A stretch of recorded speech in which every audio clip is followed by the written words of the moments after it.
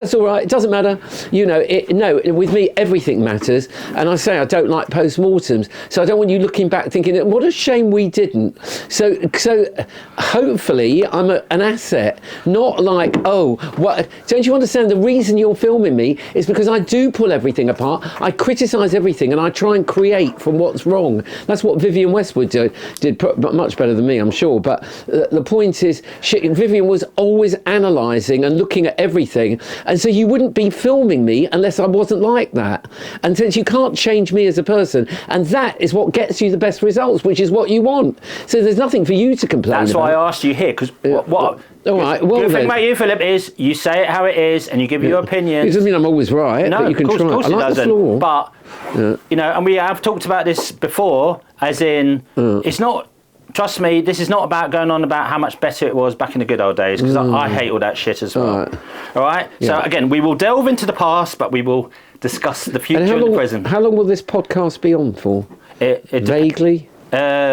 An hour to 2 hours, depending how long. It's way too long. Less is more. You start off with the shortest. You can elongate it. 20 minutes should be your maximum. I'm not talking about filming today. I'm talking about what you would put on the internet. What you put 2 hours. I do clips on social media that are 30 seconds or. No. But why don't you do a 25th? I mean, the one that's really good to me was that 4-minute thing. It was enough for people. I do reduced shorts as well. So you should do that. Right. It doesn't mean you can't do a longer one, but you start off with a shorter one to get people interested, and then you can do a longer one. But if you want maximum views, people are not interested who don't know me in watching an hour, 2 hours of me. Why? That's you talking. That's not the audience. You'd be surprised, though. I wouldn't be surprised. That's why they cut films down. I've been to see films, and people come out going, "Why did they make it that long? No one wants to hear it that long." And that's a proper Hollywood film or something. You have to tailor it. Less is more. Do you understand? And out of what I get, you use the best bits and do a minimum quantity and whatever. I'm just telling you that's why you're only getting 1,000 views. No one's going to keep looking at your thing for 2 hours. Yeah. Who do you think they are? That's overrating yourself. I don't overrate myself, because if I was overrating myself, of course they'd want to look at me for 2 hours. Well, I don't, and neither should you. Do you know what I mean? I'm telling you. Well, let's see how we go, all right? Because I will edit it and I'll cut out the bits. So. Well, no. It's selecting the best bits, actually. Yeah. So I don't know about cutting out. Right. It's just using all the bits that are most interesting. All right. So can you think of it that way? I can. All right. So go on. All right. So the name of my podcast is Tales from a Disappearing City. All right. So when you look at London in 26 and you hear that title, what do you feel is disappearing most in this city, and what refuses to die? Hold on. What's refusing to die? What's disappearing? What's disappearing? And what's refusing to die? Yeah.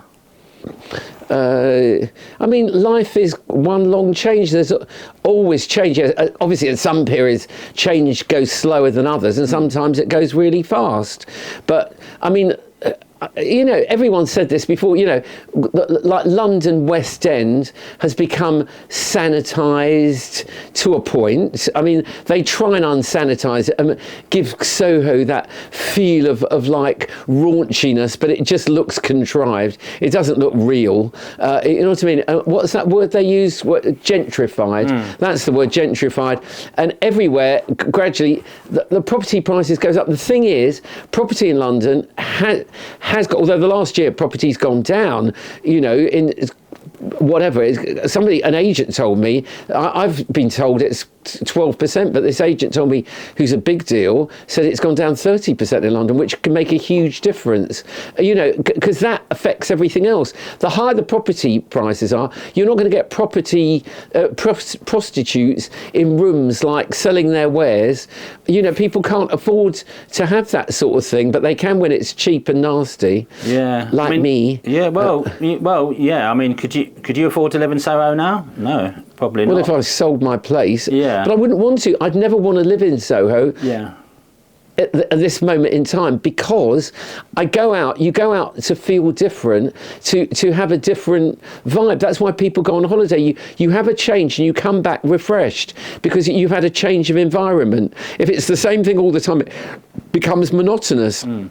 So basically, if I lived in Soho, where would I go?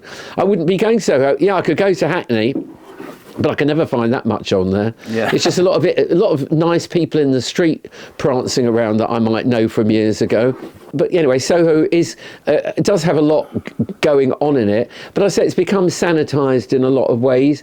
I think Clubland, the way it's changed is years ago, right the way through to the 90s, basically, going right the way back through the 20th century, you went into at the early 20th century, you went into a dance hall, then it became a discotheque in the 60s, whatever, 50, whatever you want to call it. And people, they just listened to loud music and you might find somewhere to talk.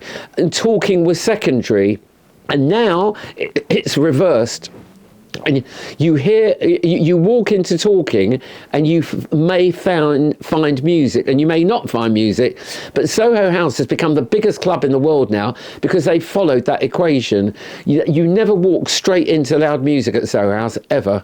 Do you know what I mean? And yeah. I think I've never seen a club got that huge ever, and that's why, because that is one of the main things. They also don't do corporate. If you come in a suit and tie, fuck off. Are you allowed to swear in this?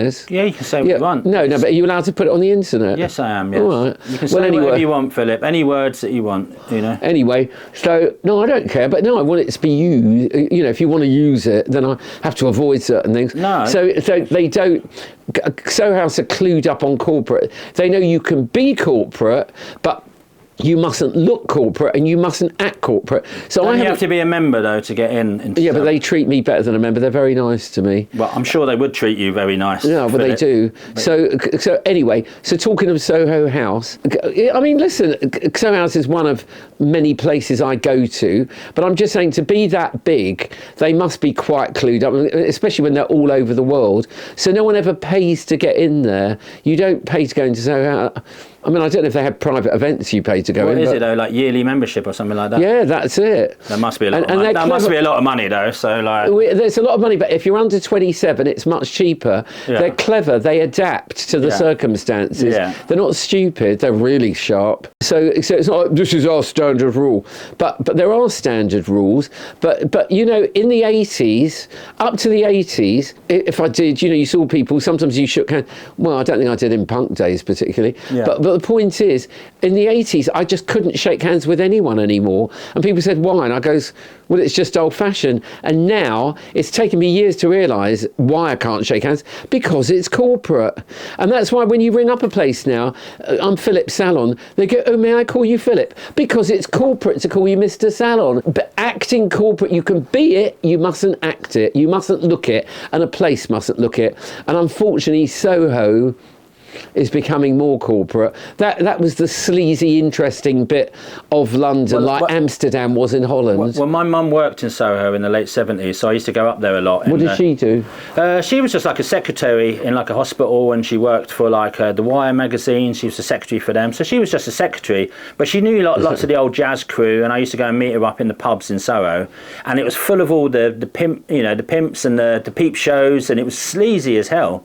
But it had... Yeah, but property was cheap then. It was cheap, yeah. When I say cheap, I mean really cheap. Do you know what I mean? My parents sold their house for a fortune, for about 230-something thousand in about 1971. Now it's worth about 20 million, right? That's how much it's gone up. Well, from 230,000 to about 20 million. So you had a house in Soho, or...? No, in Fitzrovia. Oh, but wow. I'm just telling you, which is up the road. I'm just saying, it's gone up so ridiculously much. And if you think of property going up that much, how can Soho be as sleazy it was? And the sleaziness made it Amsterdam interesting. Well, you know what I mean? In the 80s, it was my dream to live in Soho, It was never my dream to live in Soho. But, otherwise, I couldn't have gone there. As I said, how can you go somewhere and wake up in the morning and you're in the dream? When are you elsewhere to make it a dream? It stops being a dream if you're in it all the time. Do you understand? No. Well, that's my opinion. I can't appreciate things if I'm in them all the time. Is it a quieter life in St John's Wood then, where you are? But St John's Wood is right. It's one stop from Baker Street. It's really central.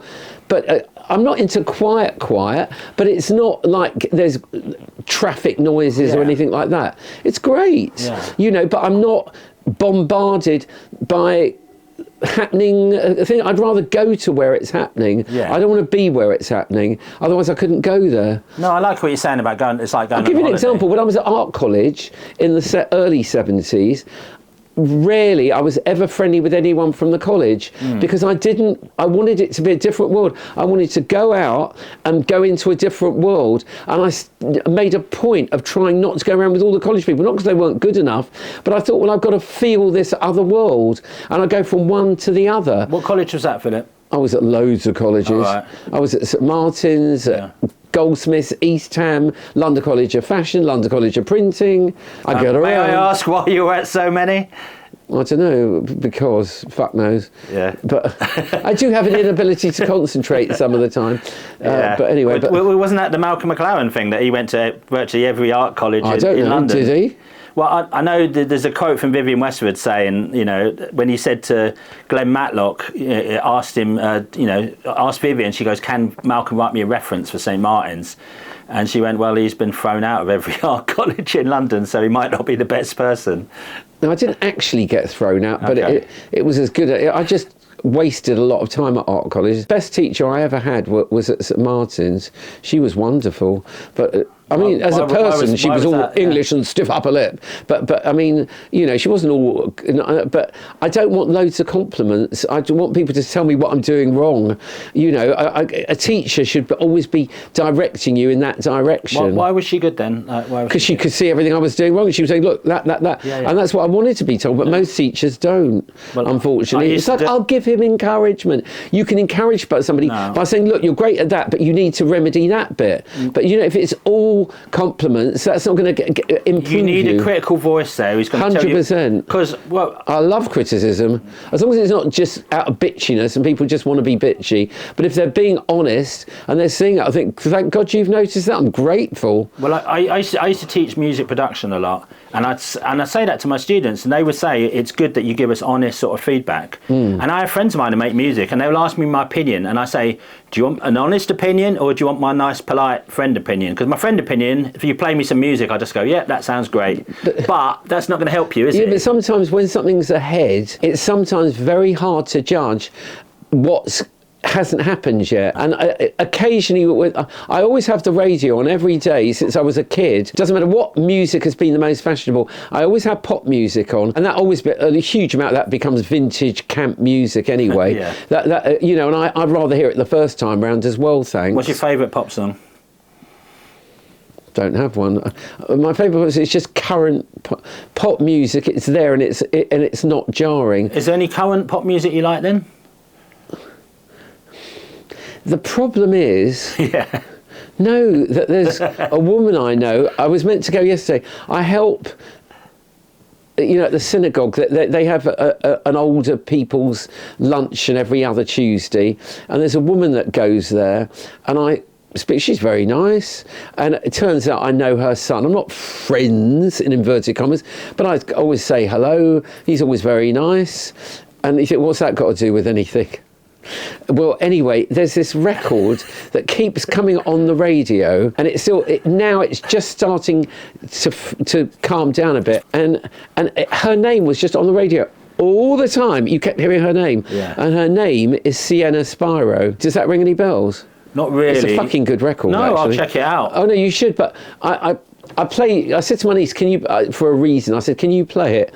And she said, it's a bit schmaltzy, which means cheesy, but I don't know if it's that cheesy. But then again, I think she has to be really subversive, which is fair enough. No, but I'm just saying, but what's that got to do with anything? That woman, that older woman, that's Sheila Spiro. She's lovely. But I said, is that anything to do with you? Yeah, that's my granddaughter. And the man I know is the father of Sienna Spiro. Oh, cool. No, I'm just saying, I know millions of people in pop world, but I'm just saying, but it's just weird that now keeps jarring. Every time it comes on, I can't. But the trouble is, I'm tainted, I'm biased, but I am listening to it.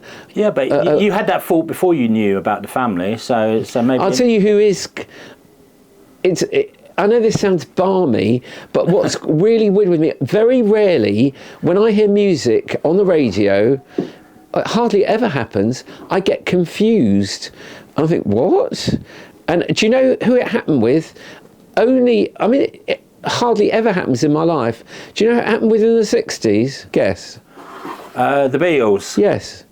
Oh, the first time I heard the radio, I said, what's that? And it wasn't that I didn't like it, I was confused. Because you don't realise how much is going on. You're hearing, they were so... it wasn't one stupid line over and over. Was this the early Beatles? Was this the early Beatles? Yes, the early Beatles. Yeah. You know, 1963, 2, 4, 5. But, you know, after hippie times, it's another story. But it was just like, what am I listening to? But no, I didn't say it like that. But I thought, and I never get confused. And the next time I heard it, it was like it was part of me. It wasn't like I had to think about it. It's like I'd always heard it.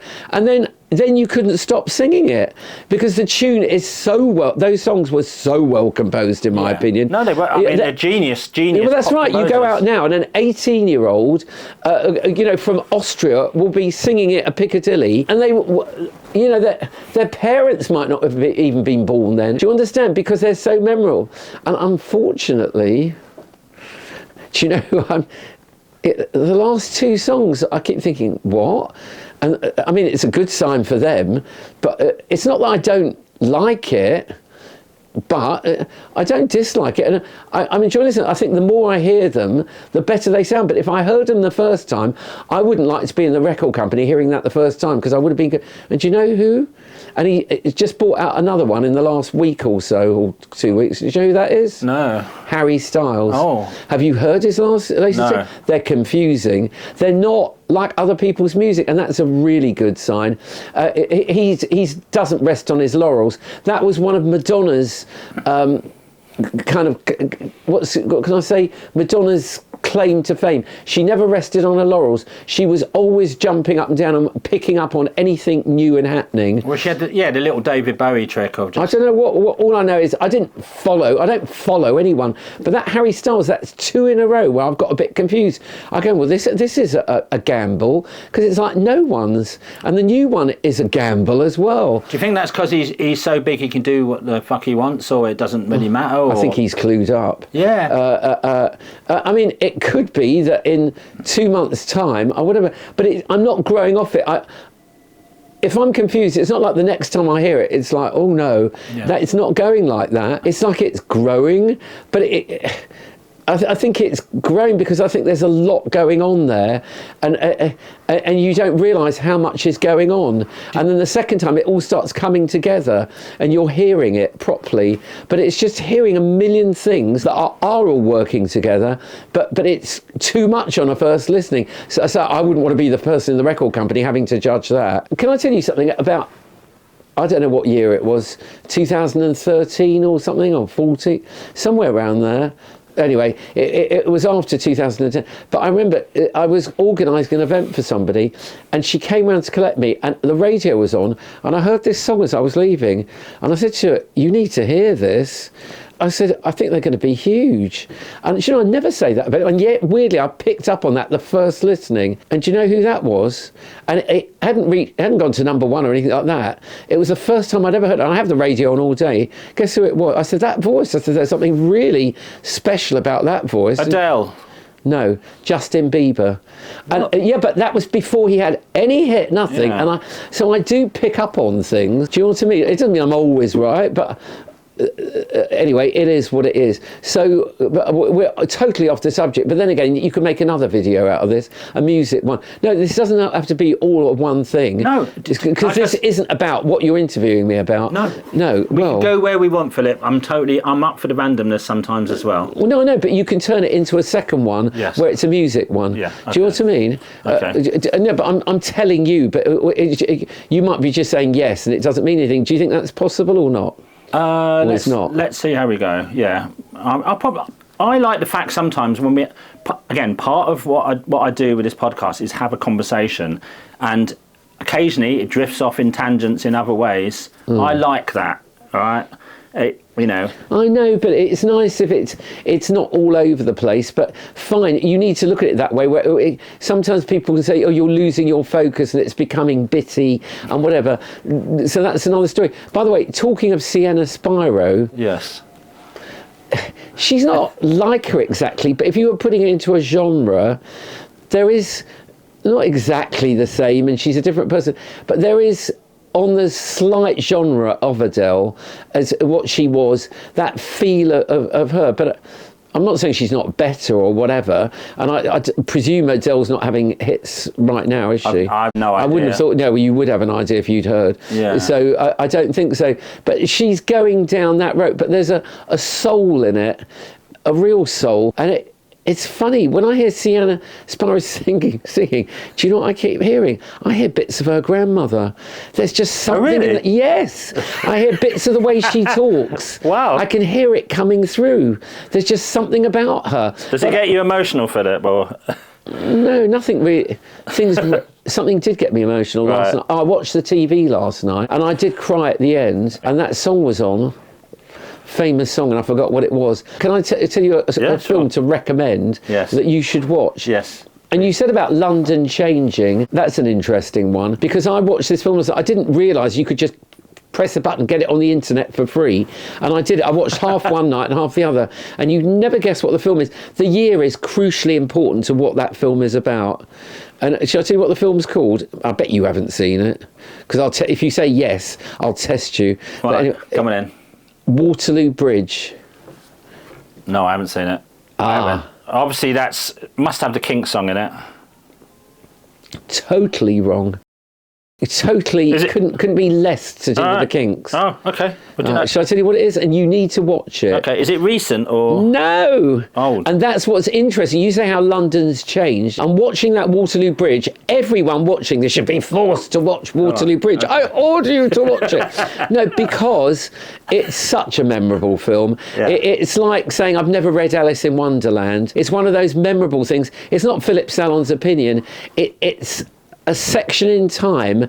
And what era? Shall I tell you what year it is? And the year is so important. 1940. Oh, and wow. It's not 1939 and it's not 1941. And that makes a huge difference as well, because the war began in September 1939, September the 3rd for Britain. And in 1941, but between September and about summer 1940, there was a thing called the phony war where not much was happening, and then I think the bombing started properly, and there is bombing in this film, but I don't think there'd been that much bombing. There's a plaque just around the corner where the first bombs, where they flew over. I can't remember the date, but it's 41, 42 potentially, but there's a little plaque. Well, it went on till 45, didn't it? But the first bombs when they flew over, because this is all, it was all the old docks here, so this is the first bit they bombed.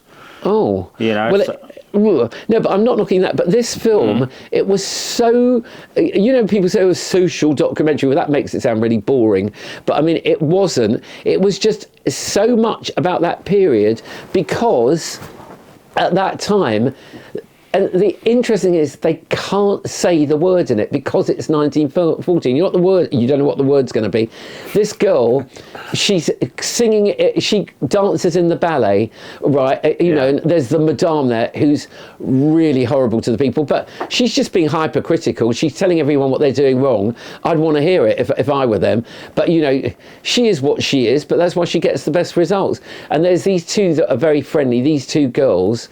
And then one of them's out and she meets this man. He's in the army and they fall in love in a really short... But it's believable. It's not like, oh, we're in love. It just feels like they are. And interestingly, in the war, people got married really quickly. My parents met each other and were married 3 months later. And my mother wasn't pregnant because in the war, you got married quick because people could die, this, that and the other. And they didn't want to wait around. Focus is your mind, I mean, this it? year is so important of what it was. But the point is, the man turns out to be like his mother is a lady or baroness, or it's not a baroness, but whatever it is, she's got a title, and she lives in a lovely big grand home in Scotland, not a stately home, but not far off, but that doesn't really come across at first. But but he's in love with her and she falls in love with him, and it's wonderful. And he says, I want to marry, and she says fine, and they go to the church, and the man, they're all ready to get married, and the vicar's very nice. He said, I can't marry you after 3 o'clock, it's the law. But he said, if you come back at 11 o'clock in the morning, fine, you know, and then the next day she gets a message, he's been called into the army and he has to go before 11 o'clock in the morning, so they can't get married. But she goes to meet the mother because it's all like a big holy thing. Oh, it's awful. And the mother, you know, I'm telling too much of a story, but even so... Spoiler alert! Oh, yeah, but no, because whether people want to listen to it. But the point is, the mother is lovely. She's like that stiff upper lip kind of English, like, hello, lovely to see you. And when the mother is late for the thing, and the waitress gives her a newspaper, says, do you want to read this? And she looks down, and in the deaths column, he's been killed. Oh, no. Oh my God. And she meets the mother, and the mother ends up walking out. She goes, well, I'm not wanted here, because she's almost crying, and it's awful. And then the film goes on. Listen to this. Yeah, but it does relate to what Soho and everything like that. I think it's set in Soho afterward. That they live in this place which feels like, yeah, it's sort of Soho. Is there loads of shots of London though? Because exactly, that's what I like about them old films, you know. Yeah, no, it's London, but it is Soho that they're in, definitely. They're not anywhere else. It wouldn't have been anywhere else. And so they're in Soho, and the friend goes out. They can't get jobs anywhere, and the friend goes out, and then this one who got engaged, she's all very nice and sweet and whatever. She works out what she's up to, and she's coming back in 1940s fox furs, but it looks slutty, and she's become a prostitute, but they can't say the word prostitute anywhere in the film. That word never comes up. Yeah. Lady of the night, nothing. Yeah. They're just, what, you're not doing, yes, I am. And but the point is, she ends up being on Waterloo Bridge, and a man comes up, and you don't see him, and you hear his voice going, would you like to go? And she goes off with him, and you know she's become a prostitute as well. And she gets clients at Waterloo Station. And whatever, that's one of her spots. It's quite hardcore then for the time. Yes, but they don't the actually say the words. I know, but even the innuendo. Oh, 100%. You know. But listen to this. So she and people are saying hello to, and she's saying hello to people. They're saying, hi, welcome back. You know, as in, do you want to have sex with me? And then she looks across, and he's alive. He comes at her at the station. He's not dead. No. They made a mistake. And it's shocking. And he goes, oh, how did you come to be? And it's just a coincidence. And whatever. This is what it's called, Waterloo. I mean, it's all set around Waterloo Bridge, and Waterloo's not all set, but there's a huge play around Waterloo. But this, where I am now is south of the river. But anyway, you are south what happens, he ends up taking her to the stately home in Scotland, one off a stately home. And the mother comes into her bedroom. The mother couldn't be nicer to her. And in the end, she runs into the mother's room, and she goes, everything, you know, basically, she says, you don't have to say it. All the worst things you can think of that I've done to survive, I've done them. And she knows she means a prostitute. The way it's written is, you know, she means prostitute. She says things, whatever. And she runs, she goes, I'm leaving in the morning. I can't face him. Oh, the end of the film's so horrible.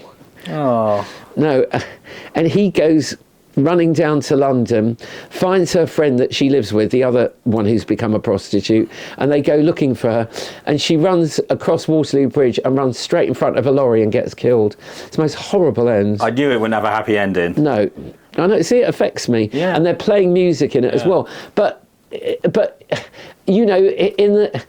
Just remember, this is before the cure of VD. And in those days, if you had indiscriminate sex with people, you could be a carrier of a deadly disease that would kill the partner you're with. And you have to look at it as 1940. It wasn't 1960. In 1960, they had a cure for VD. They did invent a slight cure during the war, but nobody was sure of it. In the 50s, it was in the balance. That it wasn't. And by the beginning of the 60s, it was, yes, this is a cure. So it was a different period. So you can say, oh, they were narrow and bigoted then, or were they just basically saying, fine, she's had sex with so many people, she's going to kill him. Sounds like quite a hardcore plot for 1940. Oh, but it's bloody wonderful. It's so well done. I know I've told you this, I've seen it a million times. You knowing the story is nothing to do with it. I will watch so it, Philip. moving. I'll let you know. Yeah, I saw it with Russian subtitles. That was the one I got. Yeah, well, if you want it for free, I got it with that. But who cares about that? I won't ask what site you're on. No, but I was just saying, but when he's goes around with her friend looking for her.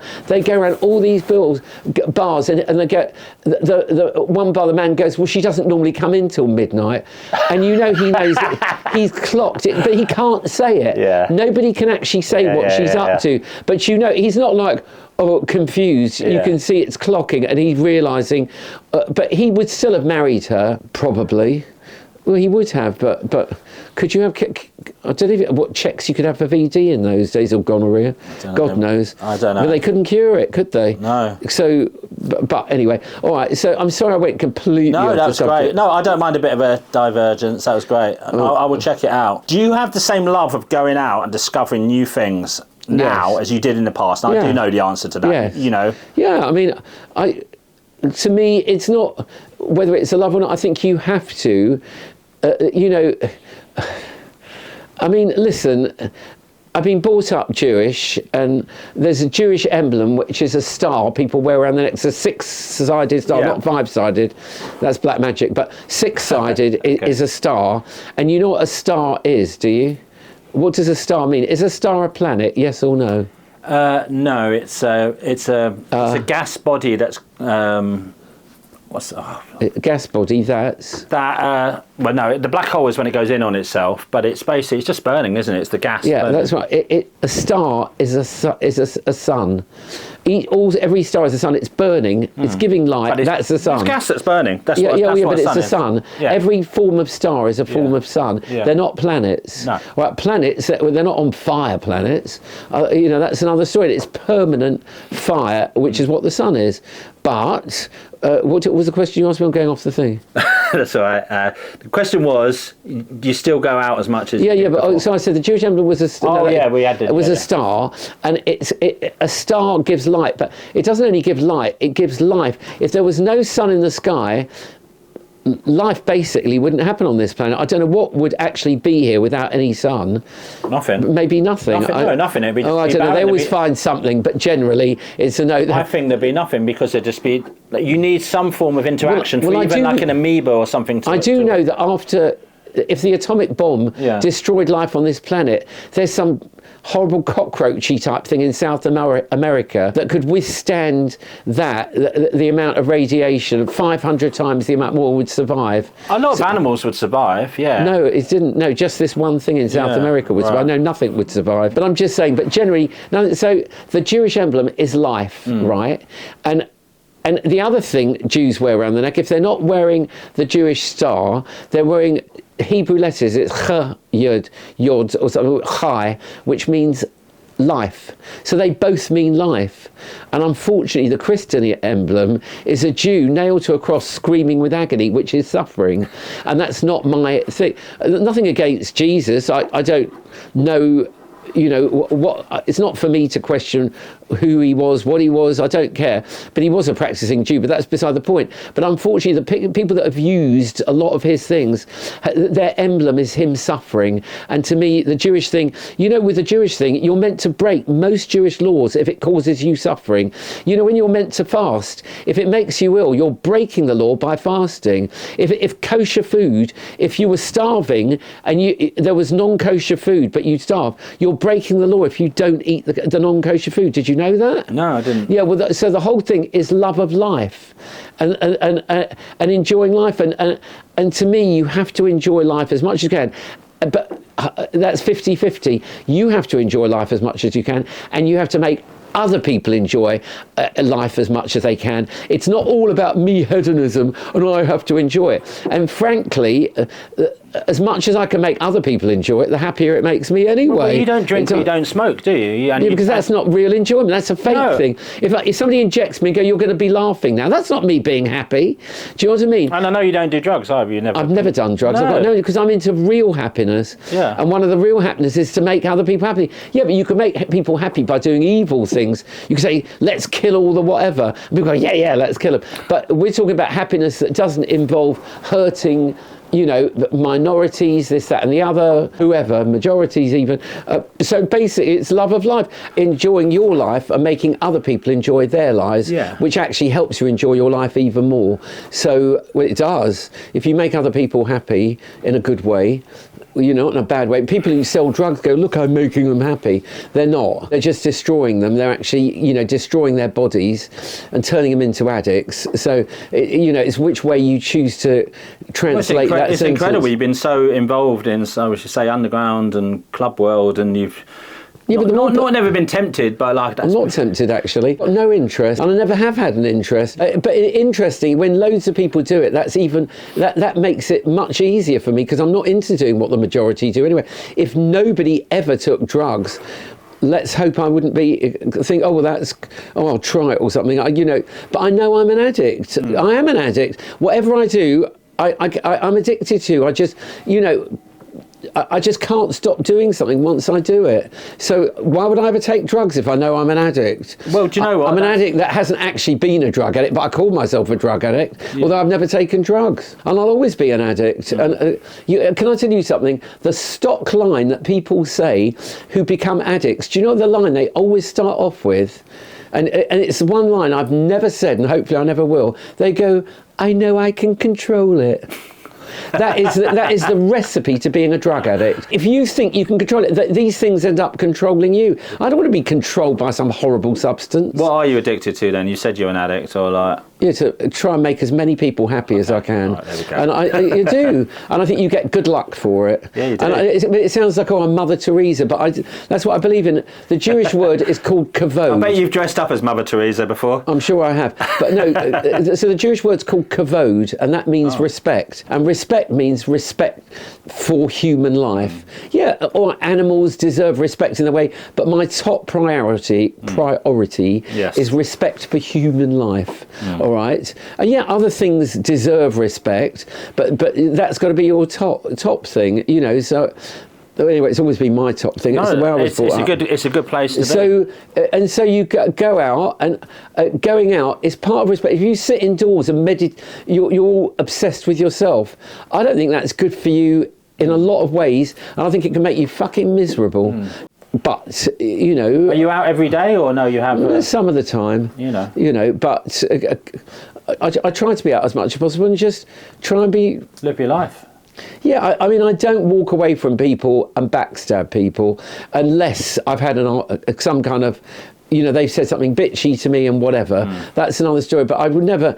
We've all got different sides to our personalities. It's not for me to be judgmental. I think they're that. Basically, they become just one thing that I've picked on and they're dismissed. I don't do that with people. Doesn't mean they have to be my friend though. But it's keeping that aspect to it. If you follow my gist. I mean, what do you think about all the? Because loads of clubs have been closing the last. Can I drink a bit of this, please? You can do. Yeah, go on. What?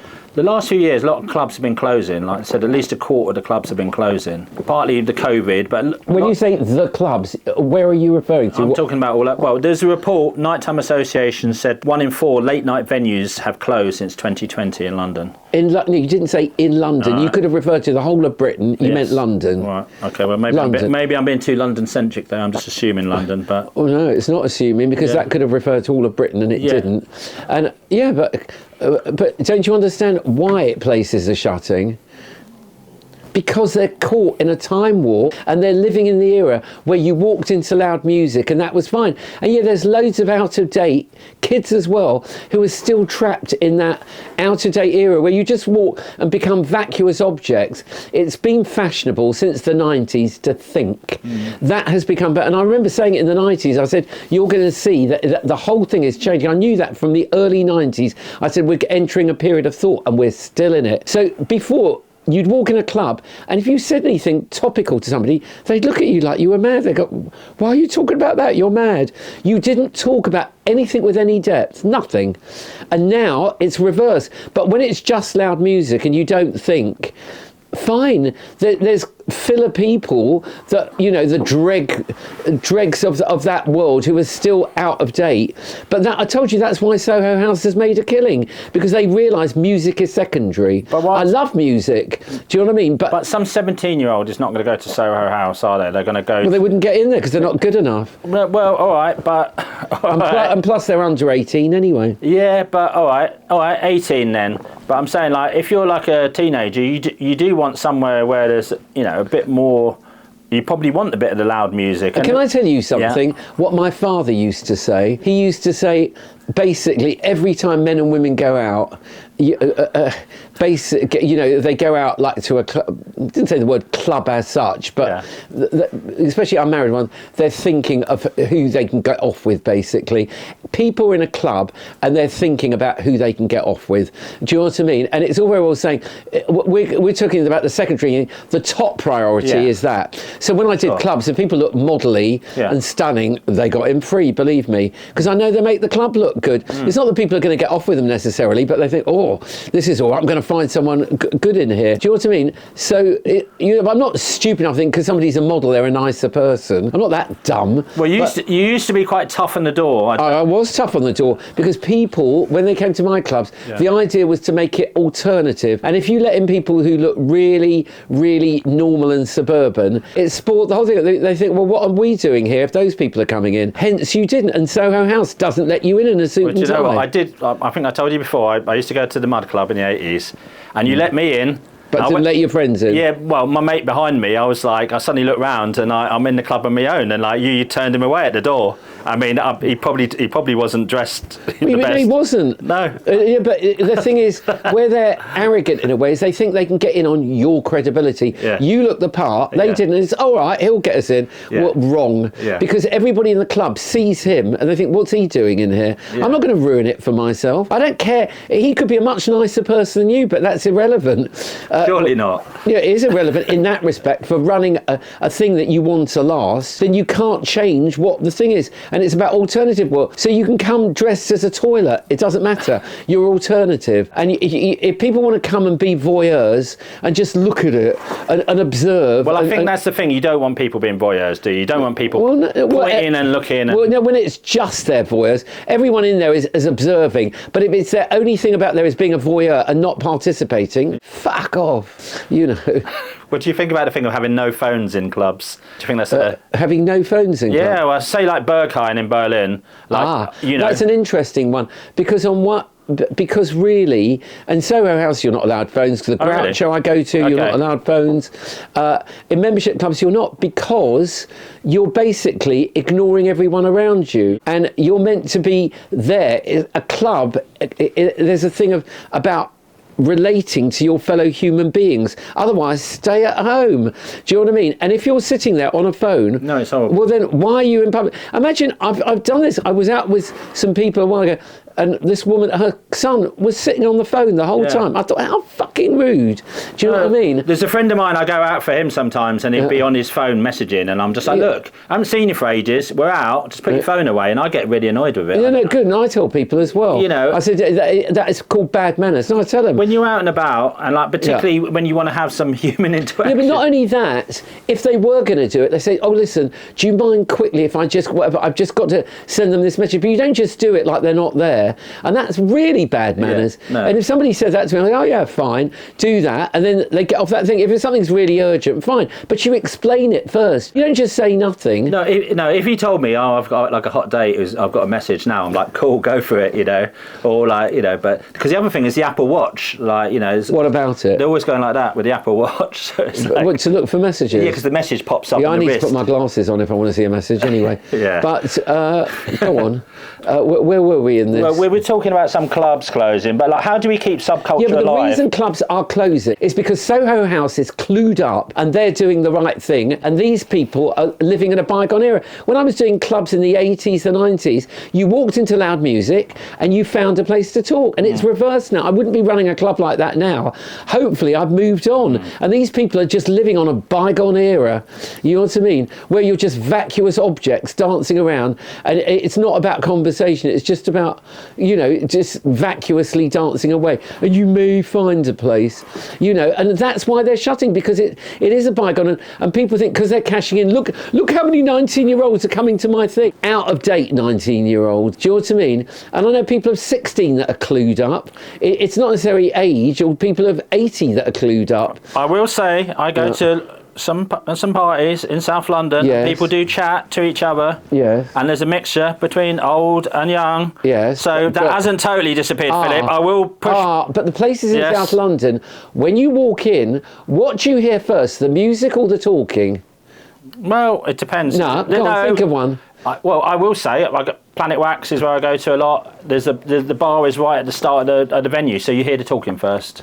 Yeah, but when you say the start of, I mean, how big is the bar compared to the venue? It's not a massive space. You can only fit a couple of hundred people in there, so it's a fairly small venue.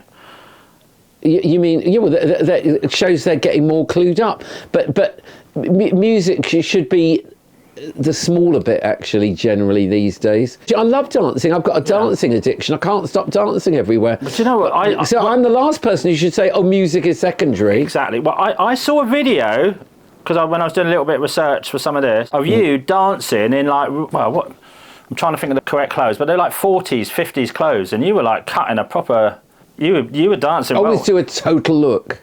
You were dancing well, man. You were in a suit, and you had your hair slicked back. Yeah, that was recently, I think. Yeah. Yeah, anyway, what about it? You were doing some good moves. I was impressed, Philip. You were doing some good moves.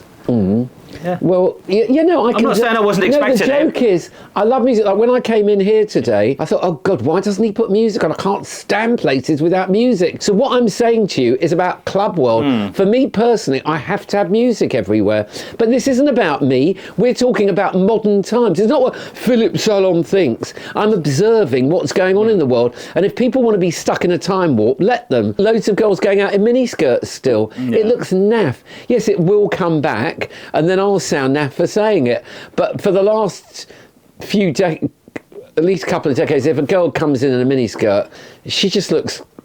It just looks trashy, you know what I mean, or anything above the knee, frankly. But I mean, it will come back in a space-age way. It always does. Things always come back, but you know, if I see a girl with a skirt just slightly above the knee, I said no, it should cover. And I've said that for about the last 30 years. You know, and yes, it will move on, but at least a lot of people are clued up in it. People go, oh yes, it's for an age group. Right. Go, no, it's not. All right, so look. Not so our house, but what about the importance of spaces that are small, weird little spaces that little scenes can start? Because surely that is important. Little spaces. Well, yeah, you know, like again, like little venues and like where people can get together and like start little scenes. That's where scenes start. Well, unfortunately, I'm not in Hackney. I'm not in Bethnal Green or in Peckham, and those places are quite, you know, happening places. No, there probably are little things like that, but I'm not. This is what I'm saying. We've got Deptford down the road, New Cross, and Peckham, and there's loads. No, Peckham is a happening place. That's the new Hackney now. But I don't go there. The transport is shit, and I live in North London. But you can get the overground to Peckham, right? It's not that hard. Yeah. Anyway, I don't know what I meant to go to there. No. But the question was about these small venues. Fine if they're there, if people can talk. But for me personally, I didn't realise what Soho House was doing, and you'd never thought it would work like this. When I did a venue, I'd find a place, and I thought sooner or later people are going to get bored with this place. I knew that the novelty will wear off, right? Which is, I told you why I wouldn't live in a place I go to socially. You know, I'd go up to Soho, otherwise there would be no novelty or anything. Well, a new venue is always better, isn't it, for about a year? Well, but what I did was, so I themed it. Every so often I'd have a party, just seem like I had this warehouse that I did for quite a while, and we turned it into Coronation Street, and we built the height of a building, Coronation Street, all the way around. Yes, at Bagley. This was in the 90s. Yes. But then it changed into another theme and another theme. And then you're always changing the venue, because that's how I did it. And do you know what Soho House has done? They just keep getting more and more venues. So when you're bored at one place, you go to the other one. And you'd never have thought they really are sharp there. Nobody would ever thought that would have happened. And they've managed to make it work. And I think this thing, they keep saying in the papers they're running on a loss. That they're not. As far as people coming in and success, right, they're top. But what they're doing is, by the look of it, and this is from guesswork, or the profit that's coming in, they're spending multi-millions buying another property, so it looks like there's no profit, but there is, or very little profit. So it's just that it's let's have one after the other. And of course in Soho House, there's this thing, apart from not being corporate, the word to be a member is, do you know what the word is? You have to be this word, and it depends how much. Go on, guess what the word is. Alternative. No. Alternative can be a subsidiary to the word. The main word. And I actually was in there once and I saw one of their films to the staff and the word came up and I realised exactly what they're up to. I know you have to prove it. If you fill in an application form, you have to prove it on the form. And what's the word? Shall I tell you? Creative. Okay. No, that is, remember that word, because that's what all of them are trying to do now. So that's why when you go out in London now, if we're talking about London, you see all these places that are doing these arty happenings, like these really dry corporate hotels are trying to do an arty function downstairs and have an art show downstairs because it looks creative. Creative is modern, right? It doesn't mean it's nice people that are creative. It's just at this moment in time, for a long time now, that's the way it is. And so people call themselves the Arts Club. The only trouble is they're limited to how many people can call themselves the Arts Club. But it's a really fashionable title to use because it looks like it's creative world. Well, that was a term from the 60s, wasn't it? Well, the Arts Lab. You heard of that term, the Arts Lab? I've heard of it. I don't know what it is. They created all these venues, so like early David Bowie, late 60s and early 70s. They had these venues called art labs, and again, it was the happening place where all the artists would go in and they'd be showing crazy films and all that sort of stuff.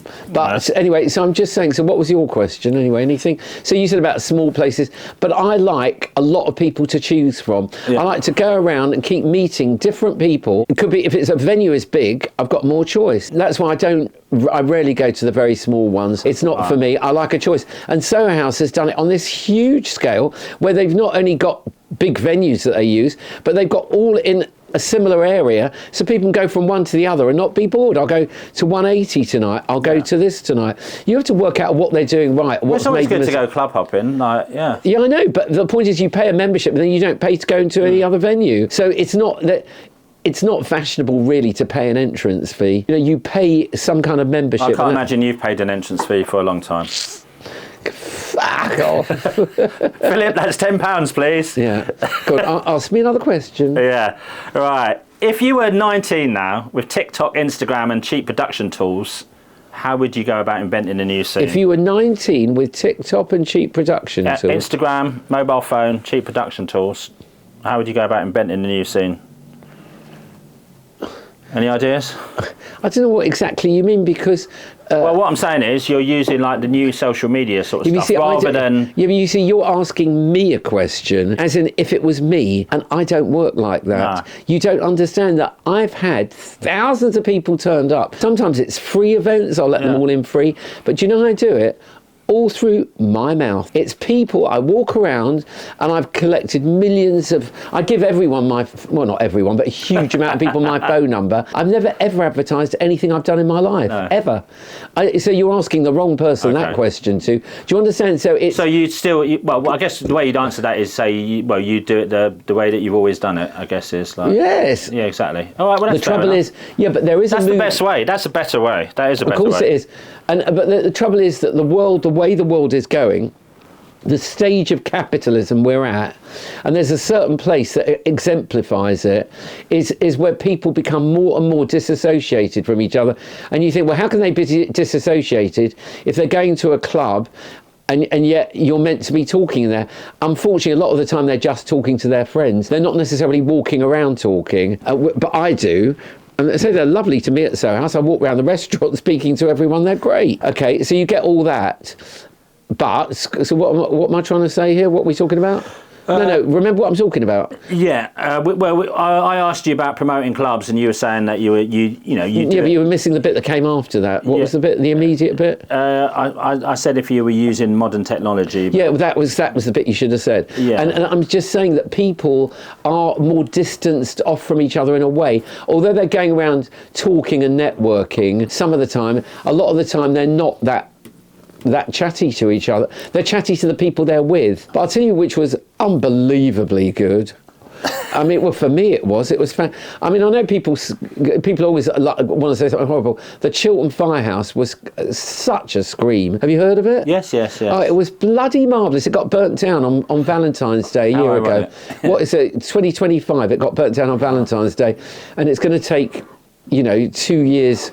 2 and a bit years to mend, so it won't be around until 2027. But it was such a scream in there. It was like the people there were all sorts, but I mean a lot of them I mean, there were stunning models in there, but famous people, quirky people, just interesting people, and yet everyone in there, nobody acted grand. They weren't sitting there being stuck up from themselves. No, everyone was looking at you going, hi, and that's what they do at the Grout Show. Everyone is generally really friendly at the Grout Show. You know, they talk to, you know, you don't have to, whatever, you know, everyone's just not hi and all that, or nods or something, but they don't act like you're not there. You know what I mean? But so you don't have to get in some great conversation, but unfortunately, it's nice to talk to people that you don't know. Yeah, but unfortunately, the way the world is going is where they're cutting themselves off and become more and more disassociated. And do you know the place that exemplifies it? That it's not that it's coming from, but that they've reached that stage of capitalism, and unfortunately, it's not. They've reached it before a lot of other people, hence it can look like it's spreading from there. It's just started there first, but other people reach that stage of capitalism, and then guess what the place is? Los Angeles. Los Angeles is 90 miles wide, and everyone's cut off from each other there. It's terrible. And they say you can't walk around there. I thought, bugger that, I'm walking around. It was the most terrible experience. I've never really had a good time. I've never had a good time in LA. It was like walking up the M1. No, everything was on a motorway. Even the centre of it, you know, the very centre, you're in London, you walk around. No, the centre of it was like a motorway. I don't really know where the centre is. It's sort of spread out, isn't it? Of LA. Oh, no, there was a centre bit. I know where they had Hollywood Boulevard. So I know there was bits with all things on the pavement. But it was like you were stopping off on a motorway. It was like there was no... You need to drive. Well, no, it's not you need to drive. You should be able to walk around, and you couldn't walk around. It wasn't designed like that, and lets everyone be cut off from each other. So you went specifically to a place. But I'll tell you something. I went with my cousin, who was lovely, and he took me around places, and we went to a shopping precinct, and I thought, well, God, at least it wasn't that big. It was average. It wasn't the size of Westfield. You know what I mean? You know, it was whatever. Was it Radio Drive or? No, I don't know what it was, but the point was that we're in there, and I thought, well, at least there's people, you know, all around each other and everything. I said, that's something. Do you know what he said to me? 90 miles wide, there's 4 in Los Angeles. I mean, that's outrageous. You know, like things that we take for granted because everyone's with each other here. But there, it's just like, let's cut ourselves off. We'll have it delivered and all that. And I like seeing what I'm buying. No, so I'm just saying. You've got to try stuff on. You need to try stuff on, don't you? Well, anyway. I hate buying stuff by mail order. But I'm just saying that, so there's different things going on at the same time. So what I'm saying about Soho House sounds like it's conflicting with the Los Angeles way of going on. And I don't know how that's going to affect things. But as I say, people can be at those membership-only clubs and still not mix with the people that they don't know there, or acknowledge them, or are friendly to them, or nod at them. Do you understand? So it's the direct... What's that noise? I think it's cars beeping outside. It's the sound, oh, really? It's the sound of London, Philip, Oh. They're reacting to what you're saying. They are? Yeah, right. They're listening. It's the fashion police. They come for me. They are, finally. Oh, I know. I need to be locked up. Ask me another question. Right, I know you are interested in London history. Yes, don't say that. Oh, you mean because you look like you've been dug up. All right, go on. All right, next, go on. What is it about the city that fascinates you, about London? Because I remember when I had my first chat on the phone with you, you were quizzing me about London history. What is it about the city that fascinates you? Yeah, about London. No, the city isn't all of London. You specified the city. The city is an area of London. Right, so this is where you're going to get pedantic on me, aren't you? Oh, so you didn't mean the city. The city of London, as in the whole, not just, when you say the not city, just the Roman city, Philip. Don't go there. If you look at the street signs, it says the city of London. I know. But when people say they're going to the city, they mean the city. They don't refer to London. Because now, when something's on the underground, it almost becomes London. It can be out in bloody Hertfordshire. It's still considered London now because it's on the underground. I don't know what that makes Reading now, because it's on the Elizabeth line. Well, this area here used to be in Surrey. That's why it's Surrey Quays. Yeah. It did? Yeah. Like, it used to come up, Surrey used to come up to Peckham. Anyway, no, but I wasn't trying to be clever with you. The moment you said the city, I thought you meant the city. So you were referring to London. London. So can you repeat the question, please? Right. I know you're interested in London history. What about this city fascinates you? Well, what I like about London, Because we just had this chat about LA, saying how bad it was. So you know, what's London got that? Yeah, but I didn't have a bad. By the way, I didn't have a bad time. No, I'm sure you did. But no, we were occupied all the time and did a million things. Yeah, I'm sure and you did. It was great, but it back to London. Back to London. Yeah. Yeah, but London. Yeah. Well, no, but I said that bit because you might want to put that with the other bit if you were to use it, because it sounds like, oh, I hate Los Angeles. But I'm going to cut that bit out and put it on a loop. Yeah, well, I didn't. Never return. And San Francisco is next door, and that was fine. That was like a human city. The only trouble is everyone might get killed in an earthquake, but that's another story. Too many bloody hills. All right. Well, that suits me because I'm over the hill. All right, but. It was made for me. All right, so where was I? London. Yeah, it was what fascinates me about it.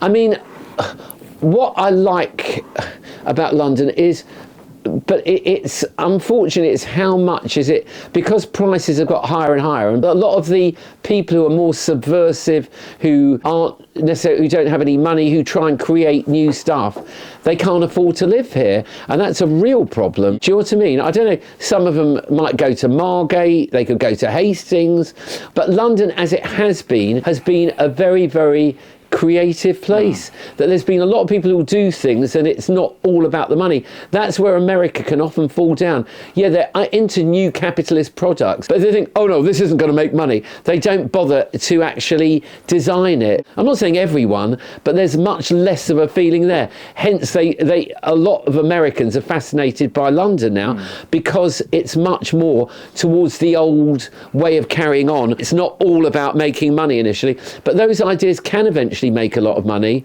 Well, and I guess when I was saying about the small rooms and the small venues being allowed to flourish, that's where the weird artists or the weirdos start doing their little parties, because they're not going to have 1,000 people there, but they and that stuff still goes up. Yeah, but my things were huge and I had loads of weird people. I know you did. I'd have a special room there which was really quirky music in the early 80s, and odd camp trashy early pop music, just trashy pop music, but the people that were more into being whatever, they'd all be listening to happening hip-hop at the time. Do you understand? That was going on, but I managed to do it within the same venue and keep them all happy, as long as the place you had a wide spread of music at, the Mud Club, and I went to the Opera House as well. I loved the Opera House. The Opera House was a great venue. It was hard to dance on that slope with all the seats, but but it was good though. That was a great party. Have you seen, there's a video turned up on YouTube of the Opera House of people dancing, about 20-minute video. If you could send it to me, I will send you a link, because it's just someone must have been there with a video camera filming. It's like 1987, I think. So I used to take over the Piccadilly Theatre every week, and it was great, and it was this bloke Ian Albury who was lovely, and he owned the Albury Theatre, and then one day these people turned up. I think they were from America, who'd bought into the business, and they didn't like the idea of it, and yet I made it really happening, and it was like everyone buying their drinks. They got a fortune from it. It was a great party. But what happened was we turned away rejects, right, as I always do, and I was standing by, he was with these two people, and the people came in the back way through the back door, and we went to where the front glass doors were, which no one was coming in at, they were all locked, and we're standing there, and I was talking to them, and suddenly all the grass smashed all over. The people we turned away threw stuff in and smashed all over them, and that was the end of that place. They said, you can't have it here again. But it was the people we didn't want in there. Well, I can't help it if it's the people you don't want in there. I was like, they're not smashing it up from inside. Well, that's exactly why they shouldn't be in there. Do you understand? Anyway, so go on. Are there any eras that you would like to have lived and be a part of? Eras? I'm talking Georgian, Elizabethan, Victorian, because I know you love your outfits from different eras. And would you like to put on events in those eras? No. I wouldn't like to be part of any other era. Do you know why? Why? Because loads of cures for this, that and the other. That's true. You die of this, that and the other. You couldn't go to the toilet properly. We've only had toilets in the last century or so. You know what's the worst? Dentists. People die from having a bad tooth and Oh really? Yeah. I don't want to think about that one. But the point is, I loved looking at the era, and I could be like a Doctor Who having a look, but I wouldn't want to be in any era apart from now, because we've been so lucky with all the cures that there are of this, that and the other, things we just take for granted, that people died at 30. It was quite normal. Do you know what I mean? So what about 1920s? but I love other eras. What about 1920s or something like that, Because I watched. Well, VD wasn't curable then. All right. Well, you might have to be careful, but like. Well, if you had sex outside marriage, they still had condoms. They had condoms though. They had. They did. I watched a documentary about 20s London the other day. Yeah, you can catch VD in all sorts of ways. But they were talking about the drugs and the sex and the parties, and 20s London was wild. You know, I mean, obviously, we all like to think that, all these things only happened in the last... But I mean, so many things that are curable now weren't curable in the 20s. No, that's true. And AIDS was just another form of VD. Yeah. I think it is called a venereal disease, isn't it? I don't know. I think so. Yeah. Either way, it's the same thing. It's a sexual disease. Well, not just sexual, but mainly. Go on. So, when did you first realise you weren't going to live a normal life, and what was the moment you leaned into that? When I first realised that was the day I left school and I didn't know where to go, and they sent me to an art foundation course, right? And at the time, I was brought up by my parents, saying clothes count for nothing, it's how you treat your fellow human being. And I totally agree with that. Yeah, when they count for nothing, they count for superficial fun. And there's nothing wrong in superficial fun. You can go to the theatre and have superficial fun or watch the TV, but that isn't what's behind what's going on. And so I'm brought up like that, and I actually believed the bullshit. And when people were going, this is normal, it was like they were talking like this is the final stage humanity's got to. I actually did believe that as like an innocent child. It's like they're telling us it's normal now, and whatever people are wearing now, this is normality. And for me, something to be moral and right, it's there forever. It's not something you change. But I didn't realise it was changing every 10 years or something. There's a look of a year and there's a music of a year and everything. But I actually believed all this bullshit. And then when I left school, I suddenly realised. So at school, if people dressed up in flares in the 60s, I go, it shouldn't matter. And I didn't like wearing a school uniform, but I had to wear it. But I always look... my shirt was always hanging out. It was before punk. I certainly wasn't trying to be punky, but basically I looked a mess. But I wanted to. I thought it was more like hippie times, wasn't it? Or? It was before hippie. Yeah. 1965. Okay. Oh no, 64. And I'd just be like, there's a Jewish word called Shloch, which means like a mess. You look a mess. And my friend used to say, you look a Shloch. But I didn't care. And if you could think of it, that was a forerunner for punk in a way, because punk was all meant to be about that. What were you wearing that you were saying? I was wearing my school uniform and trousers and shirt, but everything was hanging off me. It was like the trousers were falling down, the shirt was hanging out. Everything was wrong. Good. I'm just saying, it wasn't correct, and I was being incorrect, but I didn't realise. But I thought, this was just as it was now, and nothing was ever going to change. And then suddenly I was taken out of my school uniform at 18, and I realised it would suddenly become hippie, and I thought, well, what do I do? I'm not going to wear a school uniform. And I thought, I actually believed the word hippie existed. I didn't realise that if you put a load of people in a clothes, you can put a fancy title on it, but they don't become part of a mysterious group, because often those clothes are just a head clothes, and the first ones that do it get labelled some silly title like the mods, and then everyone else afterwards wearing miniskirts is just like a normal person. No, people are trying to copy styles. But at the time I thought, well, I better dress hippie or something. I didn't know what to wear. And I bought purple velvet trousers and like a tie-dye T-shirt. Where were you buying that stuff from? What shops? I don't know. You don't remember? You must be joking. I've still got the tie-dye T-shirts. It wasn't near Carnaby Street or around that little bit. You know that place was named after me. What, Carnaby? It was originally called Cannot Be Straight. Anyway, I thought I'd mention that.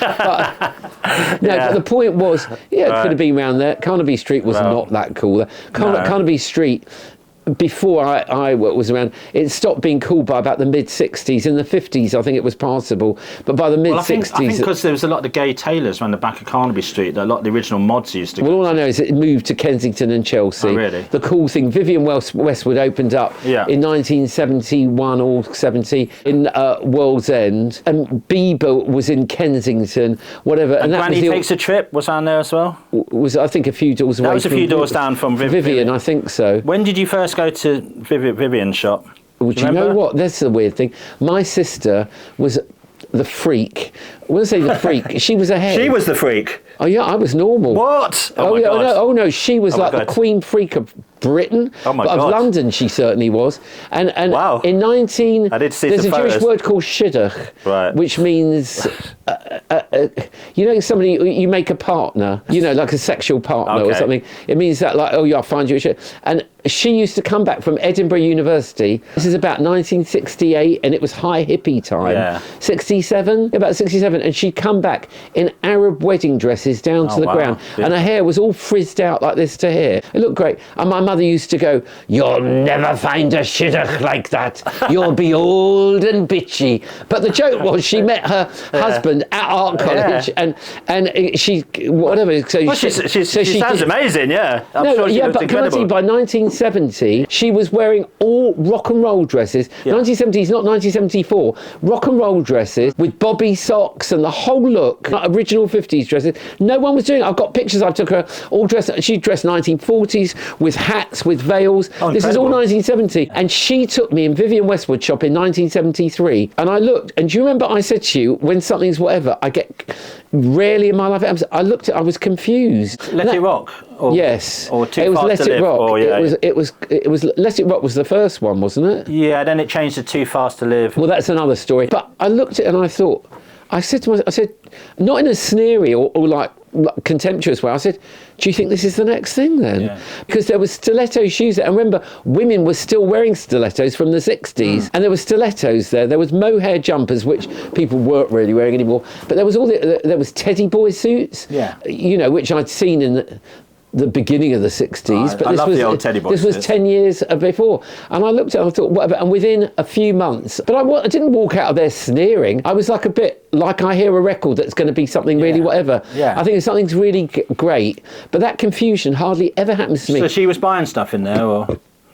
Well, I wouldn't. I doubt she spent the money. She bought a lot of vintage stuff, like she still would now, and so would I. All right. This is all vintage. This cost me nothing. £10 for the jacket. Well, I didn't want to say Have a look. Have a look. That was incredible. Right. No, but anyway, yes. So she took me in there, and then within a few months I decided. And also I wanted to go to gay places, and I'd never done anything, and I thought I have to show a sign. And so what I did was, I went out and bought a Hawaiian shirt from Sterling Cooper, and I've still got that as well. That was the first thing I bought. Is that the side, Philip? Is it the Hawaiian shirt, or? Nobody wore it. I know, In 1970, no, you don't understand. People are desperate to be normal, and if you're not normal, it's like it's there forever. They pretend like it's normal. Normal means it's like morality. Well, it's quite normal now. Hawaiian shirt is a sort of thing. No, but it wasn't. Yeah. No, nobody. And I went out and bought one, which was a modern repro of it. My sister actually gave me an original one that somebody stole in a club, but forget that. But I wore this Sterling Cooper amazing shirt, and I've still got it. And it wasn't that baggy actually for a Hawaiian shirt, because at the time in 1973-4, it was the beginning of 74, they were wearing tight shirts with great big collars, great big points, you know, dagger collars they're called, and they're back again now. I only buy dagger. Vivienne Westwood either does the dagger collar or the high stand up, and that's what I've done for years. But you know, I don't buy small collars ever. And I went to Jewish club, because I was going around with all Jewish people at the time who were trendy, but Oxford Street type trendy, but they looked cool. It was all like glittery and glam rock period, platform shoes and flares, and I remember I got remarks like, "Oh, are you wearing your pajamas, Philip?" You know, but I was trying to show there was a side of me that like, maybe I'm not so straight as you think I am. Right. But that, believe me, they were clocking on. And I wandered up to, I'd heard at Art College these two girls talking, so we went into this pub in Earls Court, and it was full of queers and everything. I thought, really? And so I wandered around Earls Court, and it turned out to be the oldest gay pub in Britain, the Boltons. Okay. And it was, and then I met girls in that. But the trouble is, I knew millions of people at the time. I'm the same now, but the trouble is, I thought, oh my God, it's going to get back. Although it's a totally different world, somehow it's going to get back. And I went with these girls into this club called the Escapade. I think it was called Escapade. In Earls Court, tiny little club, and there were two drag queens down there who I eventually became friendly with years later. But I thought, I've got to show people I'm going, and I was slipping up there, and I think eventually I went to, I don't know if I'd actually been to the song, I probably did, but my friends that I was going with, I said, my friend who liked all the vintage, let's go to the Sombrero, and that's where it started to take off. There was all people going there that were like David Bowie, I think, went there, and Ossie Clark, but big named people. Kensington High Street, wasn't it? Yes. Yeah. McDonald's may be there now, but if it's not McDonald's, it's nearby. But the point is that we went there, and I used to go in a top hat and tails. I'd evolved into that by 74. My friend was wearing a 50s ballroom dress, and then we just started taking over places. And then I did that with Louise, with loads of clubs. But unfortunately, I destroyed gay clubs because all the straight ones who were like wanted to be alternative moved in, but all the queers left. So I didn't try and destroy the clubs. It was a shame. But I was bad news for a lot of those places. What was the Sombrero like when you walked into Sombrero? Well, it was. Remember the I've heard time a lot about it, but the gay thing was so small. Yeah. It'd only been legal since 1967, and this is about 7 years later. I mean, so it was very. But you know, was it camp, or was it like loads of music? It was just queers in a club, but there were all sorts in there. But there were very high fashion, odd ones in the odd ones. But there were other people. It wasn't any one thing. It was all up themselves people. It was a gay club, but the owner of it, his name was Amadeo, and he was something like Italian. He might not have been, but is Amadeo an Italian name? You don't know. But he was like one of these groomed queens. The hair is all done like an advert, you know, where it's all preened and highlighted, and everything was perfect, and everything he wore was immaculate. And he was always never not like that, right? Hello, it's Armadillo. He was always very pleasant. And do you know how that ended up? I think he ended up with some boyfriend, and the boyfriend got off a plane. I don't know if there was drugs involved or anything, who knows? But got off a plane, and Armadillo opened the door of his flat, and he doused him in petrol and burnt him alive. Oh my God. I know. What? All that silicone going up in smoke. Armadillo. Did you hear that? All that silicone going up in smoke. Oh, sorry. Right, yeah, no, I missed that, sorry. Yeah, but anyway, so... no, but what a horrible way to go after all those years of treatments. Oh my God, yeah. So I'm just saying. How did you find Club Louise? Did you find that, or did you just someone just told you about it, or like? You must be joking. Somebody mentioned it to me, and I was going to Jewish clubs, and I was going with, you know, in the straighter world, and there was a girl that I was going around with, and we'd been going to the Sombrero, and then this girl came up to me who was much younger. Her brother was my age. She was about 4 years younger than me or something, 5, 4. I'm still keeping contact with her now, on and off. She's in Los Angeles, but she was like a 16-year-old girl, and she had the early 70s V-neck jumper with flares, and you know, she goes, I'd like to come to a gay club with you, and I thought, she's very liberated. I don't know if she said a lesbian club. I can't remember. But I may have said, oh, there's a lesbian one that I haven't been to. She goes, I'll go to that. And it was called Louise. I said, I'd definitely never been there. And I said, I'll take you along. So we went up there, and Madame Louise, it was like a female version of Armadillo. She was at the door, all in furs, and hello, I'm Louise. You know what I mean? Yeah. She was very nice, but just... so immaculate. Everything was groomed and worked out in front of a mirror. You know, they spent... How old was she? She was old. Yeah. I mean, she'd be 150 now. No, hold on. Imagine in 1974... Is that when it would have been? 74, yeah. She was 60. She'd have been born in 1914. Yeah, but she couldn't even have been older. But so she'd be over 110 I'll get her on now. Next week. Remember, surprise. Well, anyway, guess who's here? We've flown in. Yeah, well, she was very nice. Anyway, Caroline and I walked in, and there was an upstairs room, which was all right. It wasn't big. I mean, it held about 30-ish people, something like that. And it was all seated, so you couldn't get that many in there. And then downstairs there was a dance floor, which wasn't much bigger, and you could probably get about 40 people on the dance floor, and a few seats. There was a few seats looking at the dance floor. So Carol and I went to sit down, and we're sitting there watching, and it was just blokes, all blokes in suits and ties, dancing together. Not many, 20 of them, 25. I thought it was a lesbian club. That's right. This is what I said to her. I said, Caroline, and we were waiting for all the lesbians. And I said, well, Caroline, when are all these lesbians going to walk in? And then... I know we were there about 20 minutes watching. I said, Caroline, you know that bloke there with a suit on, with a white shirt? Look from the side. I can see it looks like tits. Yeah. Guess what? The whole lot turned out to be women, and we had no idea. Neither of us. Yeah, well, and then it was a Were you scream. shocked, Philip? Were you shocked? I'm not shocked. I know It was just like a joke. It was funny. No, it's hilarious. It was hysterical. And then I wasn't laughing at them as such, but Caroline Were they all started drinking them pints in the big well, anyway, Caroline started coming into Vivienne Westwood with me and bought Vivienne Westwood clothes. You know, she got into the action, and then she became the DJ there, and she became the lesbian. She suddenly became a lesbian. I didn't realise she was like. She just seemed like a nice, respectable Jewish girl to me. She'd been dropping the hints, and then suddenly. Well, no, she didn't drop a hint. I thought she just wanted to be liberated. Yeah, fair enough. But anyway, and what happened was, so we were going there, and then novelties wear off. It was very small, and it was very lesbian. And then what happened was, could have been 75. Probably about 75. It wasn't, I don't think it was 76. I went to a party, and it was down miles away in South London. It could have been Bromley or somewhere in that description. And there was a little group of people. There was about 8 people in the party. I remember sitting upstairs on the staircase with them. I can picture it. And they go, "Where'd you go then?" And they were vaguely trendy, you know, but a slightly fractionally Rocky Horror Show feel, but vintage Rocky Horror. I don't think they were specifically wearing Vivienne or anything, but it was that vibe of, you know, what was going.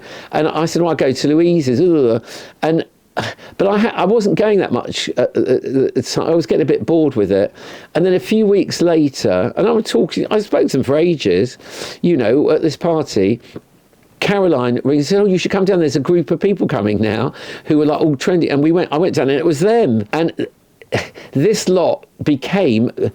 Vivienne started meeting them, because what happened was, after that, I started signing in Malcolm McLaren and the Sex Pistols every week.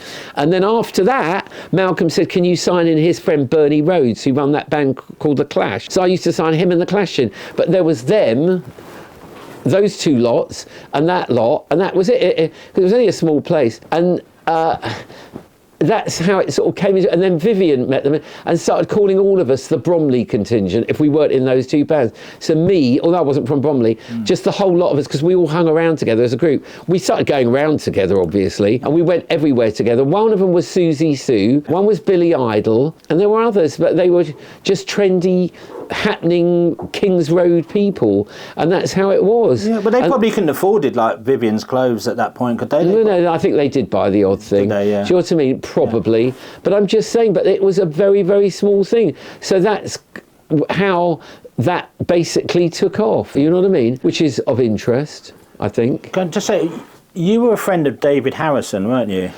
Yeah, but the joke was, I was going around with David Harrison before. It was early on in the. It's also about the period I met Susie, and David Harrison was in the Sex Pistols. Look, I did a video. There's a place around the corner called. It was called back in the day. It was called the Crunchy Frog or the Warehouse, Rotherhithe by the river. Yeah. And it's where David Harrison and the early Pistols, they rehearsed there a few times. And I think, you know, I know he got thrown out at the Pistols, but that's where he used to rehearse. Me and a friend did a whole video about that place, because it was a mad hippie place. Yeah. And McLaren rented it for I was going around with David, and David was lovely. He was very good looking, and he looked 1950s. He was. I mean, so am I. I'm sure he was quite camp. You know, he wasn't like a street bloke, but he was like, hello. No, I don't want to. He wasn't majorly so, but the trouble is, he was in the Sex Pistols, and it was meant to be about street blokes, and he wasn't a bloke. Well, do you know what I mean? He wasn't a heavy like, "All right, mate," you know what I mean? And it wasn't right for eventually. And can I tell you something? I was getting Malcolm into Louise's every week, and then I heard that they were ousting David out, and Malcolm was auditioning. And you know, I never do this. I never push myself, but never. And I said to Malcolm, but I was getting him in there every week. I said, "Malcolm, well, what do you think about me auditioning?" And I remember I was about 23 at the time, 24. It was about 1970. What year did Johnny Rotten get in it? Do you know? It was 1975. That's right. August 1975. Yeah, that's right. And it's before that. It's before he was in it. Yeah. So I said, "What do you think about me?" And he looked at me and he goes, "You're too old." Oh.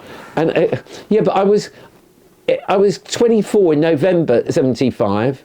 I was 23 at the time. Well, the story... So 23, I was too old. Wow. Oh no, but he wasn't nasty about it. But I thought, fuck that. You know what I mean? And then but seriously, I got a phone call from him and Vivienne one night, and they said, "We found this new person. We'd like you to come and meet them." Nobody knew about them, and they brought Johnny Rotten round to my parents' house. Amazing. And, oh no, but nobody knew anything about it, and they wanted my opinion on him. And from that day on, him and I went everywhere together. We went to Johnny? Yes, we went to the Sombrero. We went to... Can you remember, like, when he brought Johnny round your mum's house? Do you remember, like, was he... Oh, the worst thing was, brought him round... Tell me about that, because I introduced my mother, and then several months later, there was this thing called the Bill Grundy interview, where everyone went on the TV, some of the Bromley and I didn't go. I could have gone. I didn't bother.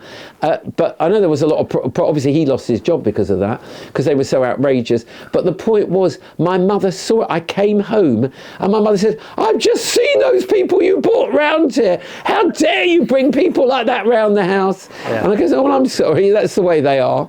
But I'm just saying. So that was that. Was he nice when he come round the house? Or like, you know, would he get on with your mum and dad, or like when Malcolm brought... None of them were.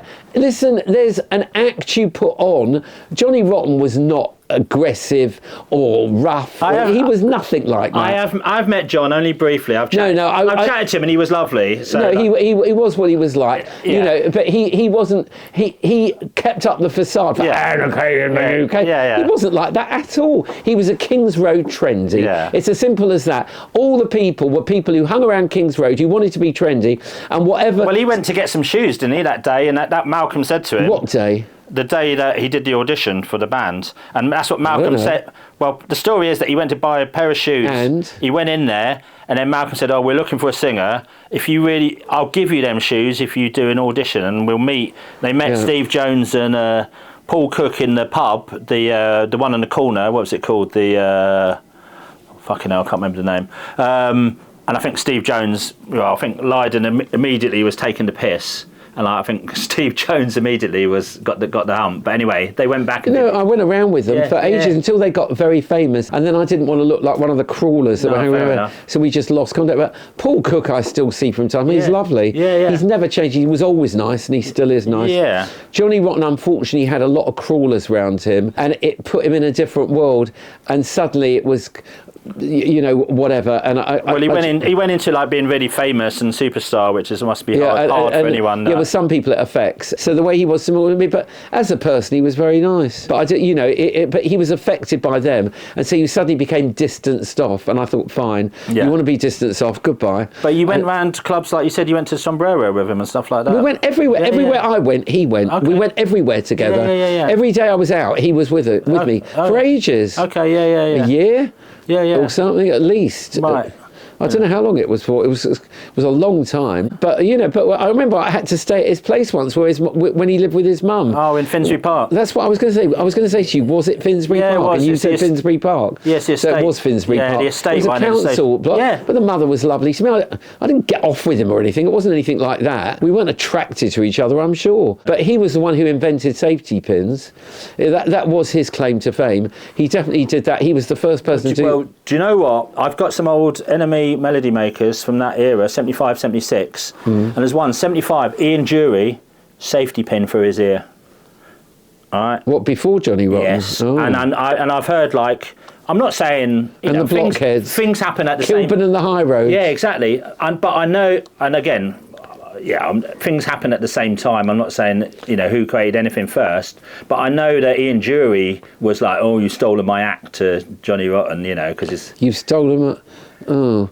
Well, all I know is... But I remember once I was at the Sombrero, and I was next to Johnny, and it was only one time he ever said this to me. He was never derogatory, but he looked down, and I had great big black army boots on, I think probably with black bondage trousers. I don't know, but she didn't do bondage till 77. I don't know. Might have been with that, but they were big clumpy black army boots, which looked great with punk. But he looked at me and goes, "Why are you wearing things like that?" So but nobody gives me any claim. But I was the one who started bin liners. You know, I walked into a place and they threw me out. It was heaven, but it was before it was called heaven. It was called Global Village. They asked me to come down, and I stripped off to a bin liner. They threw me out, and within a month, the whole place was wearing bin liners, and that's how that became punk. But I'm not into reminiscing. Right? Can we get on to the present? Yes, future, I will. please? I just wanted a little bit of that, Philip. That was the bit I was interested in. All right. Yeah, but can I tell you something that where it does relate, and not in a good way, to what's going on now? Yes. And the problem is that great, all that punky thing. I never ever called myself a punk because I thought I'm not part of a group because I've got somebody's clothes on. Fuck that. And you know, they were what they were. Well, none of that lot called themselves punk anyway. It was immediate. No, I don't think they did. You know, but it's not as much. I think they'd have been ignorant pigs if they did. But the later ones afterwards did. You say, oh, I'm a punk now. But I was ignorant when I called myself a hippie for a while. You know, I didn't go around bravadoing it, but I actually thought I was something, a part of a group, and then I realised I wasn't.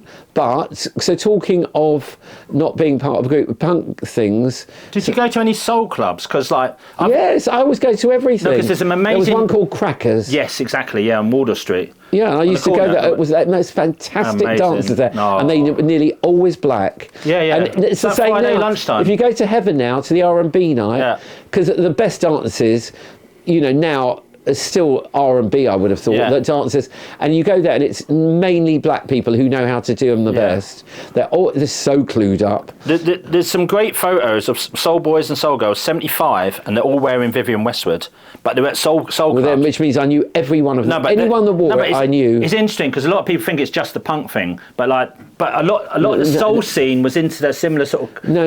I went to Crackers, and people I know went to Crackers. It wasn't as soul scene as you think it was. They might have gone and danced to that, but they were into the punk scene as well. I'm talking like Lacy Lady and them sort of places. That was in Ilford or something, wasn't it? No, forget that. But they were wearing Vivienne Westwood. They were wearing... That's later, I think. Lacy, I got down Lacy Lady. Right. Yeah. Oh, yeah, it's fucking good down here. Yeah. I wanted to ask that anyway. By the end of the 70s, Steve Strange did that club, the Blitz, which was about 1979. I think that was the year. But he did one called Hell before that. But I was going to things. But the thing is about those places was about you were going there. You had to look cool, off the wall, not too normal to get in, but fine. And that's what I cashed in on and everything, and I was into that, you know, as in it was fun to go out in. But the trouble is, you know, the word, there's nothing, the word that can cover over that. It doesn't mean you shouldn't go to clubs that are like that, but a lot of people who might go to that, do you know why they're doing it? To be elitist. That's the word, and that's the problem. And Steve Strange's club in 1979 was the first time I saw a VIP room in a club. In a club before that, if there's a VIP room, you thought, what? No one ever does this. And guess who got into power the same year? Margaret Thatcher. And it was exactly the same thing. Yes, she wasn't into looking like a freaky new romantic, but the point was, it was the same concept of this elitism. Yes, Britain is superior. No, but she didn't say those words, but there's that vibe of that, you know. She had a dominatrix vibe. Well, whatever you want to call it. My dad knew her well, actually. Yeah. She was very nice to my dad. But forget that.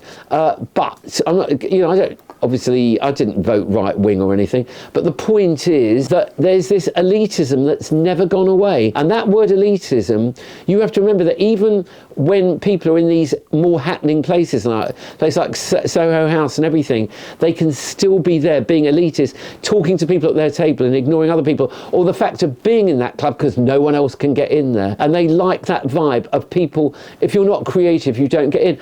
And great, it suits me that the creative people are in there, but I'm not going there to be elitist. And a lot of places now, a lot of it is about let's be elitist. Yeah.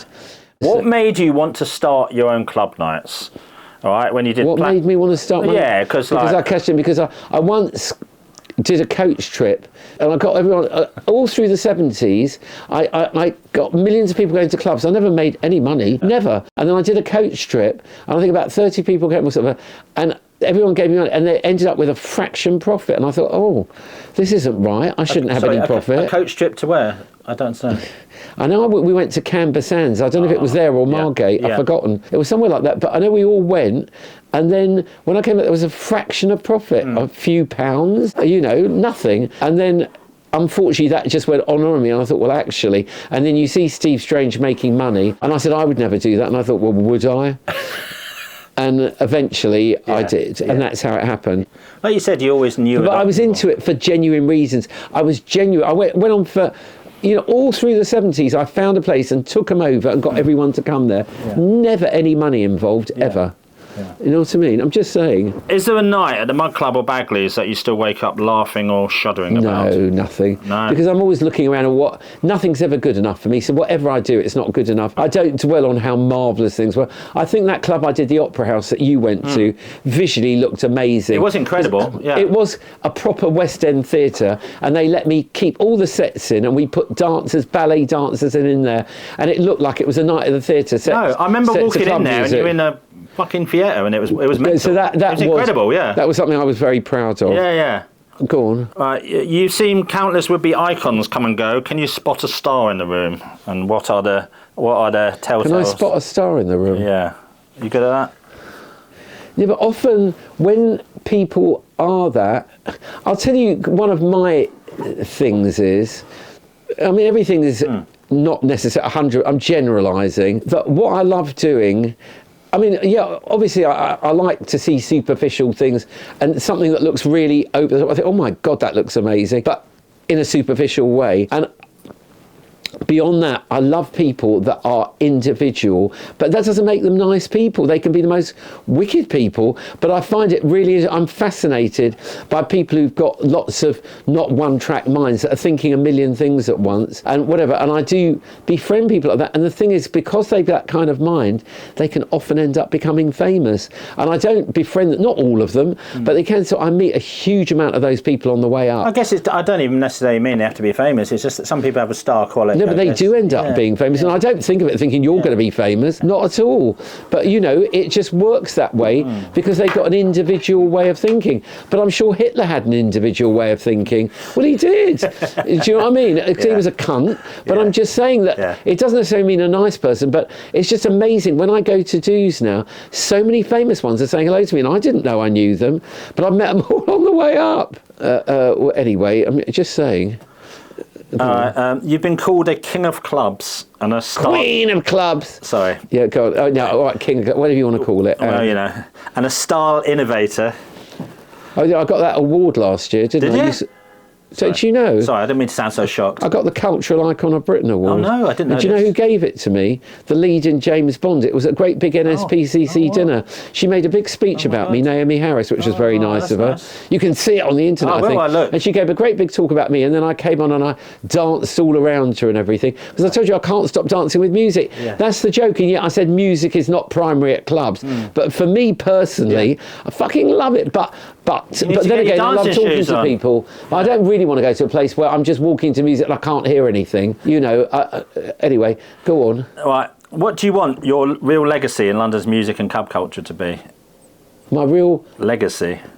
You're probably going to hate this question. This is probably a bad question. My legacy is something I haven't done, and it just annoys me. And I talk and never do it. And that's what really annoys me, that I analyse why everything changes in every period. I'm talking about everything changing. So you think, it just means clothes, or it just means everything. Politics, the way people behave, religion, why everything there's a different thing in a different time, and what is the real motivation behind it. And in a dream you have something that gets disguised into another image, and there's a million of them, and that's my thing. I'm not an easy one, am I? No, but that's good. That's partly why I invited you, Philip. That's I know. Oh, but fine. It's going to be difficult for you to listen to all this again. But then again, I usually try and chip in on the thing that I think, but you think I mean that, but I don't. Ask me another. Right. How would you describe your own style to someone who's never seen you without using the words outrageous or eccentric? How would you describe your own style? Without using the words outrageous or eccentric. Outrageous, without using outrageous. No, but it is outrageous in as much as if everyone else is not doing it for them, it is outrageous. So it's not from my point of view. We're looking at it through their eyes. Right. I would be outrageous. And eccentric, But that's an interesting one you said about eccentric, because I have a theory about that. Go on then. It's interesting. What I've worked at, it's not necessarily a fact, but why in Britain, compared to any other country, they admire eccentricity. Not they, as in everyone, but there's a certain lot of people that can actually put eccentricity on a pedestal. Often the posh ones can often like that. You know, these old English ones, oh yes, I like all that. Because I was speaking to somebody yesterday that was invited to a thing, and he goes, oh, they'd love it if you dress up. And they were all posh ones. Why? Why do you think? And you'd never guess. Why do English people can admire eccentricity? Because it's something that they couldn't pull off themselves. Anyone can pull it off if they choose. Well, yeah, I think that. But I'm not saying all English people do that, because they don't. You can get queer bashed, all sorts. Yeah. But why has that, for a long, long time, you know, have people often put that on a pedestal in Britain? I don't know. Shall I tell you why? Please tell me why. Yeah, but why? This is not a fact. Yeah. Some of the things I said are fact, but this is whatever. There's a huge difference between us and Europe. In a way, we are part of Europe, despite us leaving. But, you know, we are sort of Europe in a way. But there's one big difference between us, the biggest difference between Britain and the rest of Europe. And what is the biggest difference? Go on, you won't get it, but you know it, but you won't say it because you haven't thought about it. But when you play this back, hopefully it will make you think. It's making me think now, you know. No, I know it's making you think, but you won't come out with it. Shall I tell you what the biggest difference is? We haven't had an invader in this country for almost 1,000 years. And Europe has had invader after invader after invader. In all the centuries, it's happened over and over. And the difference is they, in a way, are much more insecure than we are. And most countries are, but we're an island who haven't been conquered, right, since 1066, William the Conqueror, right? And 1066 is a hugely important date. If that had changed and whatever, maybe I wouldn't be dressed like this. But English people really get it. It's like this security here. Like we're resting. That the Germans never actually invaded. They might have dropped bombs, but they never landed here. The bombs did, but not the people. And that has caused, in my opinion, whatever. And that's why they often, that you have to explain yourself. It's like, oh, why are you doing that? What does this mean? Do you understand? Because they've been invaded, and it's, look, we're all one group together. There is something about being an island. I do understand that. Would you understand? Yeah, but an island that's not been conquered. You can be an island and been conquered loads of times. If it had been conquered loads of times, I wouldn't be saying it's an island that's not whatever. So you can do your own thing much more and not have to worry about being part of the group. But no, we all have to be a group together and stand together against that country. Yeah. Do you understand? And that, to me, do you understand? Everything is a subliminal thing.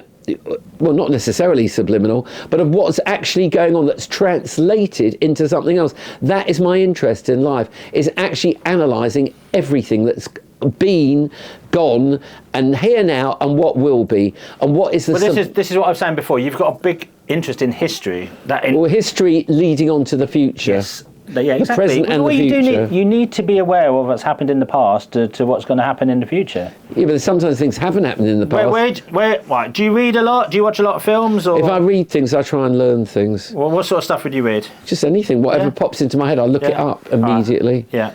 But what kind of things do you like looking up? I love reading history stuff. I mean, I love loads of music and subculture sort of You've stuff. got to be, trouble with history, you've got to be careful. If you go too in depth, you can start not seeing the broader picture. Yeah. You start seeing the wood, not seeing the wood, just the trees. And if it's too many things like, oh, he said this on this date, and yes, I know the war started, the Second World War started September the 3rd, 1939. But then again, that was an important date for that film I mentioned before. But I'm just saying, but generally, I'd much rather the broader picture. Yeah. I don't like going into too much of Henry VIII's 6 wives, and there was one after the other. No, to me that's boring. But like, have you ever read that Peter Ackroyd book, London: A History? And it's almost like I think I might have it, actually. Yeah, because it's fantastic. I've got a feeling I've got it. It's loads of stories about London, and it's the sort of history that if I got taught that at school, I would have loved history. I hated history because, yes, I know 1066 is important. I just couldn't concentrate at school. No, well, but every bloody history lesson they talk about. Ask me a question about history anyway. Just something, and I won't know the answer, then we'll change that subject. Okay. A broad picture. Okay. Any period. All right, I'm trying to think. You've put me on the spot, haven't you? Yes. Okay. What year was London founded? Well, it was basically near to. I don't know exactly. I'm not expecting the exact date. Well, it's near to 60 AD, but 45 or something. I don't know. It was Claudius came over. Julius Caesar was the century before. He came about 50, near to 50 BC or something. This is about 45. Claudius came over, and I think by about 60 it was taking off as something or other. I think it could have been 55. It's somewhere around that year. And what do you know what happened with London? That's the interesting thing. Yeah, well, it got. Go on. What happened to it immediately after its birth? Immediately after. It was Boadicea. Yes. And what did she? And the tribe of the Iceni. Did what? They wrecked London. They come in and smashed it all up. Yeah, but why? I can't remember what. But you should remember. Right. Because it's important. Yes. I can't see my thing. Is that still? You're fine. Are they the same? Yes. All right. Because the Romans had made this little settlement near Tower Bridge, by Tower Bridge, and just over there. No, whatever. Yeah, we're right. Yeah. Anyway, St John's Wood wasn't about then. No, it wasn't. No, there was nothing there. It was just country. But the point is, Boadicea was up. There wasn't a capital, but Colchester was like the main place, right? Yeah. So that was London, but it wasn't London. It wasn't called London. It wasn't where London is. But that was. I don't know if you can call it a city now. I'd call it a big town, I suppose. Whatever. I mean, for those days, hardly anyone lived here. But Colchester was the place they were, and she was up there, which is Essex, isn't it?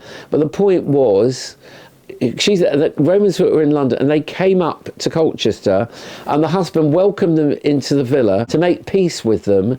They killed her husband in front of her, raped her. He raped her two daughters in front of her. Went back to London. She raised up this tribe of the Iceni, came down to London and burnt it to the ground.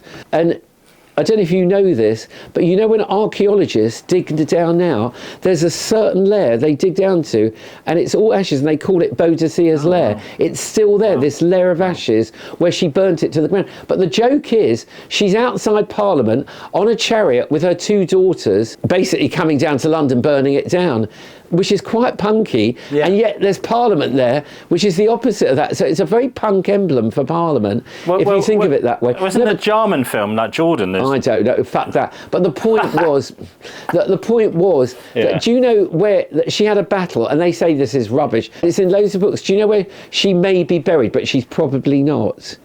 But most places say this is a load of rubbish. Westminster Abbey or something. No, under Platform 10 at King's Cross Station. Shut up. No, look it up. What? What do you mean Platform 10? Look it up. Platform 10, King's Cross Station. There was no Platform 10 in like AD 40, Yeah, but there is Philip. now. We're saying under Platform 10 is where it's supposed to have happened. I know, no, look, but a lot of places say it's rubbish, but it's in That's loads what the bloody of Harry Potter fans go. It's not a new thing. Right. That's gone on for decades. Since King's Cross was built, they said that's where she was. Right. All right, but I'm just saying she's probably not under Platform 10.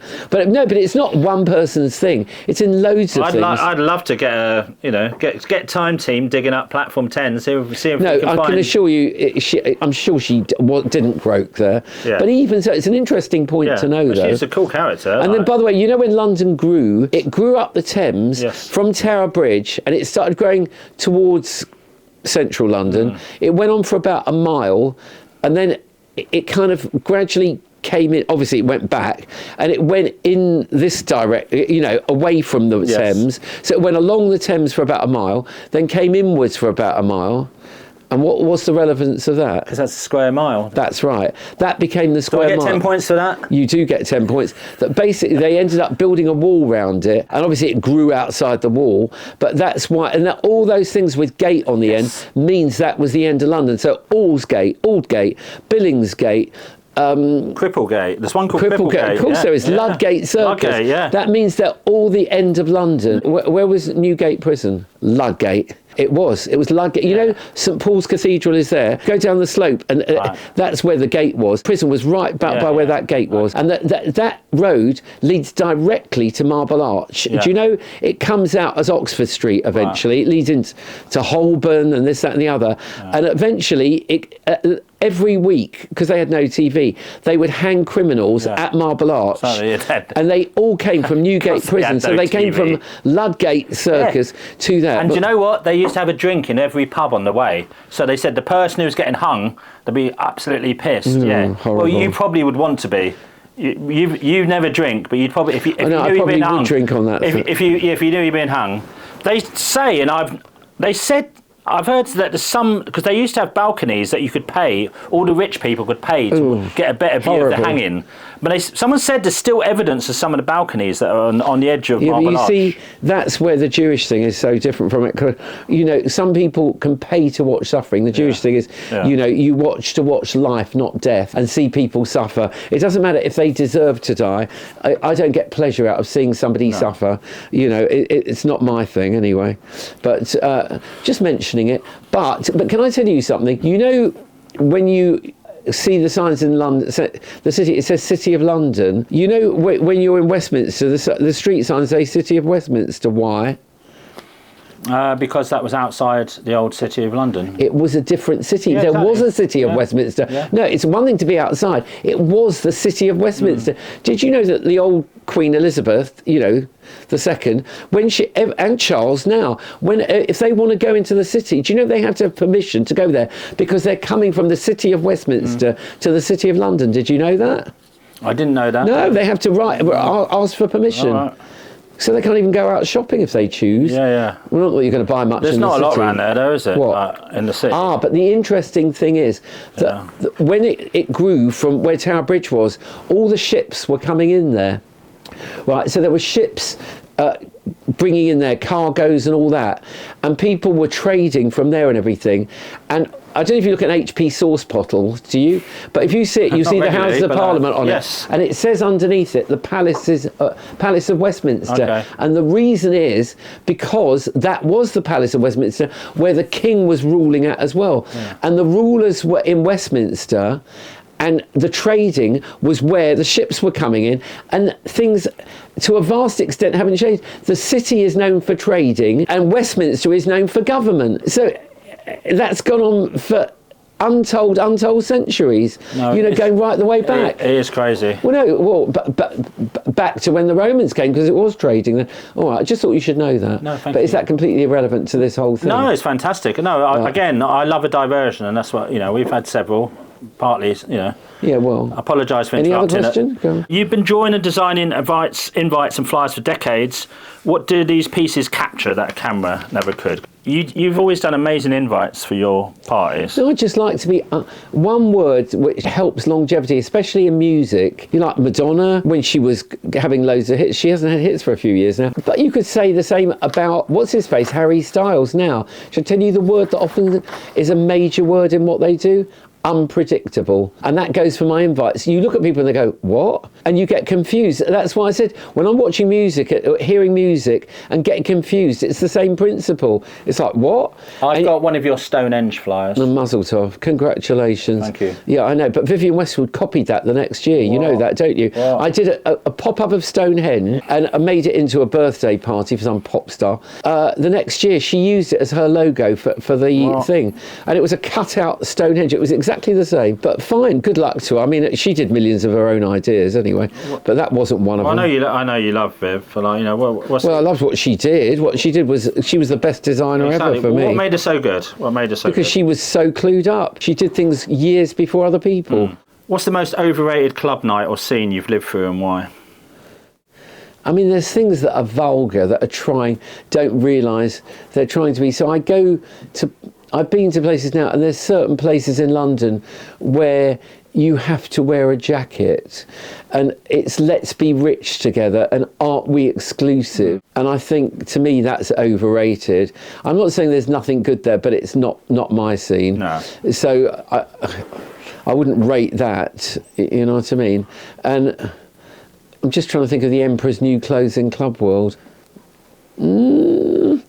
I don't know, but I move around from place in a night. I run from place to place, so I always, weirdly, wherever I am, I always make sure I have a nice time. So it doesn't matter how bad it is. It's never bad for me, but it doesn't mean it's not bad. I'm quite aware it is. But, you know, so if I was at one of those places, I can still have a good time, but I don't rate it. It's not fashionable to put money on a pedestal. You know, it's not fashionable to put sex on a pedestal, which is why most clued up girls don't wear miniskirts, because it's just the two things that you don't put on pedestals are money and whatever. So you don't come in a stretch limo now. Why? Because it looks like you're trying to flaunt money, flaunt wealth. It's that you can be rich, you just don't flaunt it, and you can flaunt sex in a Vivienne Westwood way or in a vintage way where it looks 1950s, 60s, 70s, but when it's just vulgar miniskirts and whatever, it just looks terrible. It just looks trashy and vulgar. But they might turn up at raves like that and look, see how many people are into it. I couldn't care less, they're out of date. Next. All right. What are the cliches you hate about the 70s and 80s scenes that you were a part of? Cliches I hate from it? I mean, because I know you're not one... What cliches do I hate from 70s, 80s scenes? Yeah, I can put 90s as well, but like, you know, it's like... I don't know, cliches that the people used at the time? Or people looking at them used? Well, for instance, how people might look at maybe the punk scene or the new romantic scene or like the mid-80s sort of scene. Because again, you always get these documentaries or something, and sometimes they just have this very generic sort of... as I said before, the cliche is actually giving them a title. Like some newspaper suddenly dubs people wearing a certain look as part of a fictitious group, which they're not. They make them into something. And if I tomorrow decided that everybody in a suit was a suit rocker, would they be a suit rocker? Of course they would. But if enough people used it, then it's a word. It exists now because I've invented a title. So putting a title on people for what they wear, as in they're part of a mysterious group, is iffy. You know, I don't like any of that. You know, you put a title on people by how much good they do on the world, like they're a really decent person, they do the right thing, not what clothes they wear. No, that's good. Next. Yeah. If you could erase one change in London nightlife, from smoking bans to VIP tables to phones, what would you get rid of first? What would I change in nightlife? Yeah. Like, what's the bad things that, you know, what's the... Well, I don't want people who are narrow-minded, plebby bigots. They can be at other clubs, but I don't want to spend a night with them. No, at the Groucho, they're really careful about people like that. And at the Chiltern Firehouse, they were really careful. Well, it is important, isn't it? I mean, you don't want to feel it doesn't mean I'm better than them. They might be very nice people. You know, they can be charming, but I don't want to spend my mind with just people who don't think about anything, that you know what their answer is going to be before you ask them the question. And obviously, my biggest problem, as in things to come right now, is the Reform Party. I've got a real problem with it. I think May the 7th, 2026, let's hope it doesn't end up being a turning point in British history. Because yes, there were council elections last year. I don't vote in council elections, but I will have to this time, because this can be the preliminary for the proper election. And then, you know, have this it's not everyone in the Reform Party, but there's a huge amount of them who do have Nazi ideology, and that's a real problem. And they might hide it and cover it up, but that will transform everything in this country. Every question you ask me, it would change the answer to every question. So if you don't mention that in this, that's a big mistake. Now, I'm just saying, because I'm not mentioning them, but somebody would say, well, what about if they saw this in 2 months and something had happened? They go, well, you didn't even mention what reform it was before. So it's not that I'm not aware of these things. So if you ask me enough things, you'll get it out of me. Anyway, go on. Another question. Right. How does it feel seeing all the exhibitions in the past few years about the scenes that you were part of? Because we had the Bowery one was at the Tate. All the exhibitions? They had the Bowery one at the Tate. There was the one down in Bermondsey Street. Was it Zander Roads one? Was all the 80s. They've got the Blitz one up at the Design Museum. Yeah. How does it feel seeing all that stuff now being in museums? Is that strange? I don't care. I've been twice over a year. I've been in the National Portrait Gallery, which is part of the National Gallery in Trafalgar Square, and I was in it. There was an exhibition on the face, and they had my photo in there. And then there was a portrait of me, all in 2025. And this year they're putting me back in again. Amazing. Some fashion photographer who's supposed to be really renowned. People say, "Oh, yeah, he's really cool." It's Tim Walker. Have you heard of him? No. Oh, he's a really big deal. I'm not an expert in that. Well, I'm not an expert on that, but he's supposed to be a really big deal. And they're giving him his own exhibition. According to the people there, when I went in there last week, they said it was because I said there's an exhibition happening here this year, and they went, "What, the Tim Walker one?"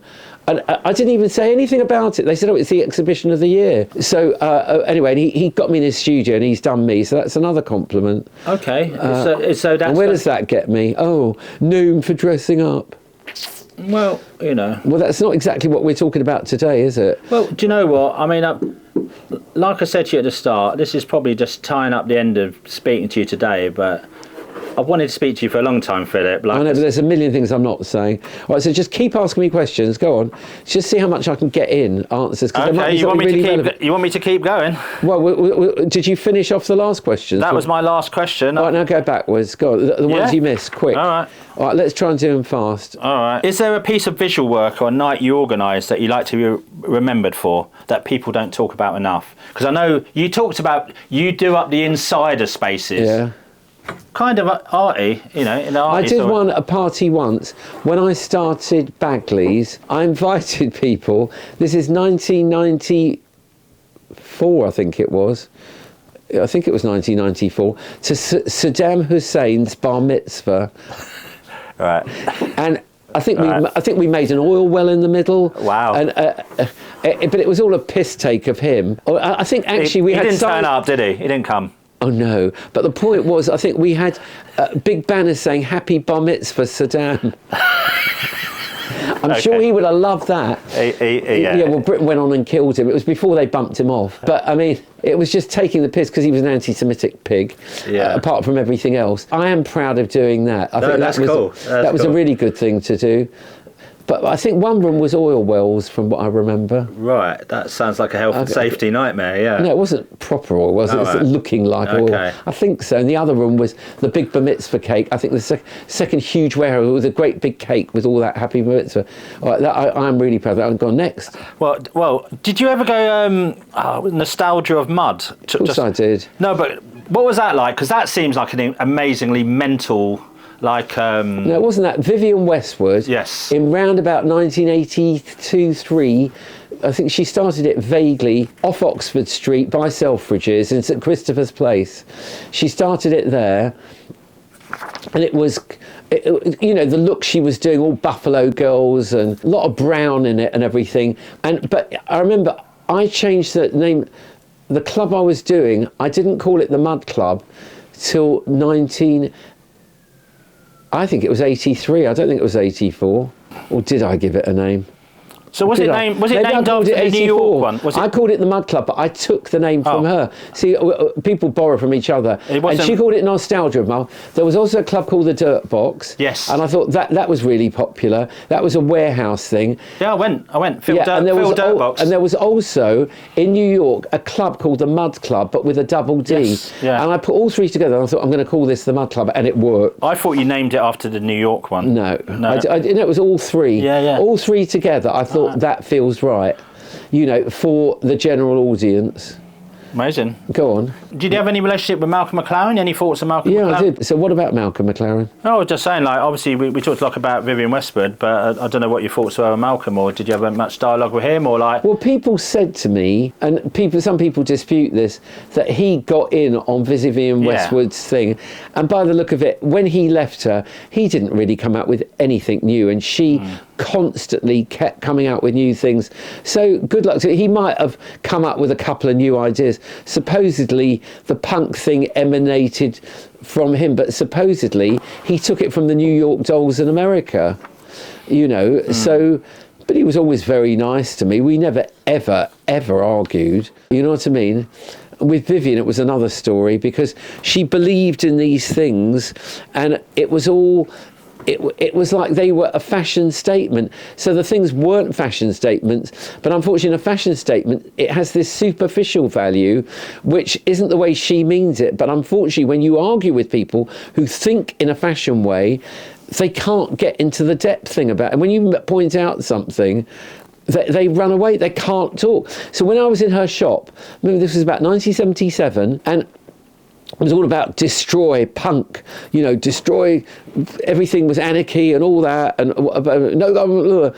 And I remember we were standing by the shop door, and she said to me, Philip, we need to get rid of all police, all government, whatever. And I looked at her, I said to Vivienne, what are you going to do tomorrow if a load of people burst in the shop and rob the place? Who are you going to go to? Or what are you going to do then?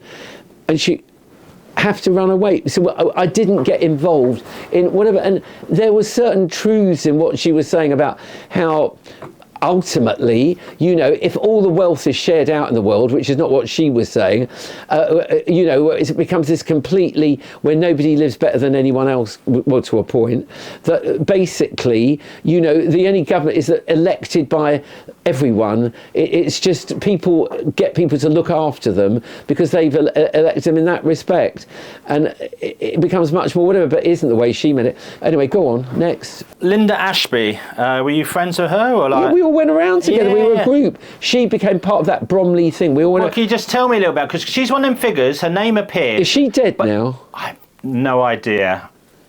I've heard that she never speaks about anything that, so it's 50 years ago, so she might not be no longer about, but. Well, did she say she was like a dominatrix? Yeah, she was. I know she was a dominatrix. She, you know, she was. Well, that's all I knew about it. She lived in a place in Victoria, and all those pictures of us, Bromley, that was all taken at her flat one day in Victoria. Yeah. She was just there, filling a vacuum. She was all right. I mean, how was she on the scene? She just someone you met on the scene, or? Well, she appeared, and of course they loved the idea of, you know, a woman of that disposition was involved with them, because they did the sex look previously before whatever, so they all went together. Well, I heard rumours that a few people that scene were on the game, and you know, not really, not that I knew of. You know. Someone many. even said that Sid was did a little bit of thing. No, not what I heard. Shall I tell you how I met? Yeah, sure. Listen to this. I was in King's Road about 1975-ish, and it was roundabout. So it wasn't 74. Could have been the beginning of 76, but it was 75, end of 75 or something. And every year makes a difference in those days. So it does, unfortunately. It makes a huge difference. And I was in this shop, forgotten the name, but there was this Swedish, well, she said she was Swedish Elizabeth, and we were standing in the shop together, and it was selling all vintage 30s, 40s, 50s clothes. And this bloke walks past. I looked through the window, I thought, oh my God, he is the complete stereotype of everyone in King's Road. He was just all the bits, all stuck into one. He was tallish, reasonable looking. But I said that is the complete stereotype. And he had I think he had shiny tight trousers on, the sex look. The hair was a little bit spiky, but dyed black and hard. Everything. Anyway, I walked down to this shop afterwards. I wasn't with Elizabeth anymore. And it was Vivienne's shop. And I think it was Seditionaries by then. I'm sure it was Seditionaries, actually. It wasn't sex, I don't think so. When did that start, Seditionary? 76 or 77? So I think it was 77. He changed it in 77. Well, anyway, it had just begun. Yeah. But it was either just begun, or it was, I think it was, it might not have been, but I think it had just become, whatever. And there was no one in the shop. Vivienne sits at the till, and there's him and this girl looking at this book together, and they're laughing their heads off, and I'm looking through clothes in the rail. I'm going like this, and I remember looking at them. You know, Vivienne was there, and they were, what was that? And they were, it's haunted, this fucking place. And it didn't used to be, Philip. Oh, yeah, I know. An evil spirit's walked in. Me! But anyway, and eventually, I don't go and ingratiate myself with people, but being as they were the only ones in the shop, and they were literally as far away from me as you are, you know what I mean? They really were, because it was a tiny shop anyway. And I walked in, I said, well, what is so funny then? And and they turned the book round, and do you know what it was? It was all the bodies from the concentration camps, all the dead bodies, all piled up. And they're going, don't you think it's fun? I goes, no. I said, what's fun about that? And that was Sid Vicious, and that's how I met him. Wow. Yeah, and interestingly, he had no respect for human life, and he killed his girlfriend. Oh, really? That was such a weird... And she was Jewish as well, Nancy Spungen. Yeah. No, I'm just saying. Do you think he killed her? Of course he fucking killed her. Yeah, do you know what I mean? Yeah. Oh, get real. Don't you think that was... But don't you want to say Malcolm and Vivienne were preaching destroy, destroy, but they meant it as a fashion statement, but somebody as ignorant as him could turn it into what he turned it into. And he was all afterwards, because I was friendly with the Pistols, he was there. He got in with the Sex Pistols. Yeah. He looked good, you know what I mean? And he wore their clothes and whatever, and he was okay. But the drugs, wasn't it? But I never forgot what he did that day. No. I thought, and I never got involved. I'd go to Denmark Street where they were living and rehearsing and be there, but I was just like, hi, all right, but I didn't want to get involved. No. Johnny Rotten was the one I was friendly with. Go on, next question. Did you ever have any dealings with the industrial and underground art and film scene? So I'm talking about people like Derek Jarman and Throbbing Gristle. No, it wasn't that. The problem was Andrew Logan did this alternative thing that was great, the alternative Miss World, but unfortunately it was great. It was, you know, my sister was friends with him. My sister was friendly with him in the beginning of the 70s. That's how I met him, through her. But the point is, a lot of those people, there was a very elitist feel about them, about some of those people that hung around with him. And I never forgot, I think it was that woman, what was her name? The one... Martina Martinez. Do you know her name? No. Something like Marcella Martinez, something like that. Were you at the Andrew Logan party when the Pistols played? Because that was at one. What do you mean? I was. That was. We were all together. Yeah. We were all friends, and that was another story. That was. But I remember I was in a room and there was her. This Martina. She died actually, but she was sitting there with about 6 people all sitting on a kind of ledge all around the thing, about 6, 8 of them, and they were like looking at me like a piece of shit, right? Because they were completely elitist. And I started talking, I was being friendly, and then she looks at me and she goes, and she was like his prime friend, she went, the party's that way. Wow. And I never forgot that. Now I would tell her to fuck off, but in those days I didn't have as much confidence. No. But that was the problem with it. But I think when he does another Miss World now, he gets the best people. It's great. He's always been very nice to me. Do you know what I mean? It's just these people who've got delusions. No, well, it does seem to be that in the early 70s, that was the elitist crowd, was the Andrew Logan sort of set. It always has been. And then it seemed, again, this is just, you know, my little interpretation of what I read was that, you know, McLaren and Viv were almost, because they were quite impressed when they originally trying to get in with that scene. Because it was so off the wall. Yeah, but then obviously, like you said, it was a very elitist sort of scene.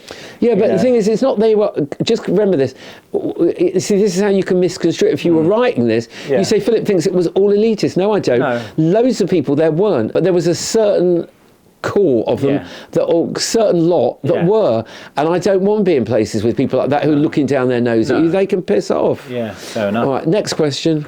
I think that's more or less it, really. Oh, congrats. What time does your clock say now? You know, you got it on air applause. Yeah, it says 6:15. Oh, that's all right. There we so go. You think I wasn't as funny as I should have been? Sorry. No, because that's what makes it interesting. You know what I mean? But Philip, you've been brilliant. It's actually been entertaining. I think that, you know. But when you anything you want to say at the end, just to finish it off?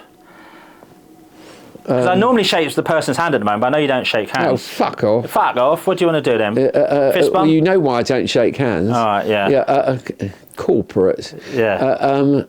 What else can I say? What is going to be the title of this video? Tales from a Disappearing City, Philip Sallon. Yeah. No. I need to think of a snappy title. If you've got I one, don't let me know. like the trouble with that is it sounds like let's dwell on the past. That was what it means to the average person of 18. Hearing that, it's do I want to hear about bygone times? It doesn't say in those words. This is the name of my podcast, so I can't change that, unfortunately. Oh. Like I said, I'm up to episode 33, so it's a bit late for that. So, you know. So then hold on. It's called... It's going to be It Is What It Is. Say the name of what it's called? Tales from a Disappearing City. I mean, people normally tell me that's a good title, but like, you know. Yeah, well, not for me, it ain't. I know. But anyway, you see, that can lose you viewers, but still. Well, it's all right. No, Tales from... No, you're not using this one. I just thought of a horrible one. Right, go ahead. This can be the final statement. You know, you ain't using that one. From Right. Oz to schnoz. All right. Yeah, you ain't using that. Yeah, I know, but you got it on film as well, you fuckface. Yeah. But anyway. That's how we can end it, Philip. No, I don't want it to be known as from Oz to schnoz. All right. Yeah, Give me something nice then. Yeah, I know, but Give me something nice. Yeah, but I think of all horrible things, but they can pertain to me. Tell me how nice it was today chatting to me. You lie. No. There's not enough mirrors in here. I need more. Look, I've given you the biggest fucking mirror in your life, mate. All right, Look. Did you bring that in here specially? Yes, just for you. You liar. Yes, it did. Where was it then? No, it's been... No, You just said you brought it in here specially. Now you're changing it. yeah, well, I'm trying to be honest. Yeah. So it was in here. Yeah, it was in here. Anyway, all right. So, just think of something else. No, but let's think about those words. What about? Say it again. Do you want my card? You can pop it in the. I don't want to change my look. Okay. Go on. What? Tales of a Disappearing City. Tales from a Disappearing City. All right. So, Tales from a I wish I'd have been more whatever with that, because I would have brought those words into when things are being, what's the word? Property prices are going ridiculously high. People can't afford to stay there. All the off-the-wall happening people can't afford to be there. Yeah. Well, that is a disappearing city in a way. On the other hand, but saying that, there's parts of London that are much cheaper to live in, so they can go to a much cheaper part. Like I did say to you, quite often, it's not about just being nostalgia. And like I said, I got you here because I know you're not. Oh, it was so much better in the old days. Yeah. What I wanted, you told me some stories I've never heard before. Fantastic. Went on, we went on some good tangents, It's whether they're relevant to this. I mean, I'd certainly look at things. If you think I like them, just think of it as a second thing. I won't use it in this one, but I might want to use it in something else. Yeah. You know what I mean? But Tales from a Disappearing Tales. Oh no, hold on. I'm going to leave this in, by the way. Hold on. I'm going to leave all this in, by the way. You're not going to leave it all in. I want to cut little bits out. I'm going to cut bits out. You've got to cut loads of bits. Otherwise, people will just turn off. You've got to keep people interested. But, Trust me, people will be like, "Oh my God, I watched the director's cut of you and Philip Sallon, and it was incredible." So I mean, there's old wives' tales, and there's old weirdos' tales. So I could be part of old weirdos' tales. I like that. Well, shall we call it that? Although I could be the wife of Dracula, bride of Dracula, whichever way you want to look at it, but whichever. But see, this is a good beginning for it. Yeah, this is actually making a sort of beginning in a way, like. Well, you want to do like another 3 hours? Yeah. No, I'm talking about this end bit can be a beginning bit of the same thing. Right. Like it's disappearing. Well, I think the start was I literally just turned the camera on, and I can't remember what you were. At least I got something to say for myself. You have. That's why I got you down here. And part of this, you've been brilliant. You've talked about stuff, loads of interesting stuff. You haven't been just stuck in the past. You've given your opinions. Yeah. Well, thank you. Thank you. No problems. All right. But I know my way back to the station. Don't worry. Look, phone. What's that there? That's your mirror. Yeah. I don't want to look in it now. I don't want to see how bad I look. All right. Look, my phone goes in my bag. My fan goes in my bag. Keep my gloves on. Would you like my card? Yes, please. There you go. Thank you very much. I can't see it without the glasses on properly. Ooh, thank you so fucking cunt that I look. Oh, shut anyway, up. Shut all up. right. Honestly, thank you so much for coming round.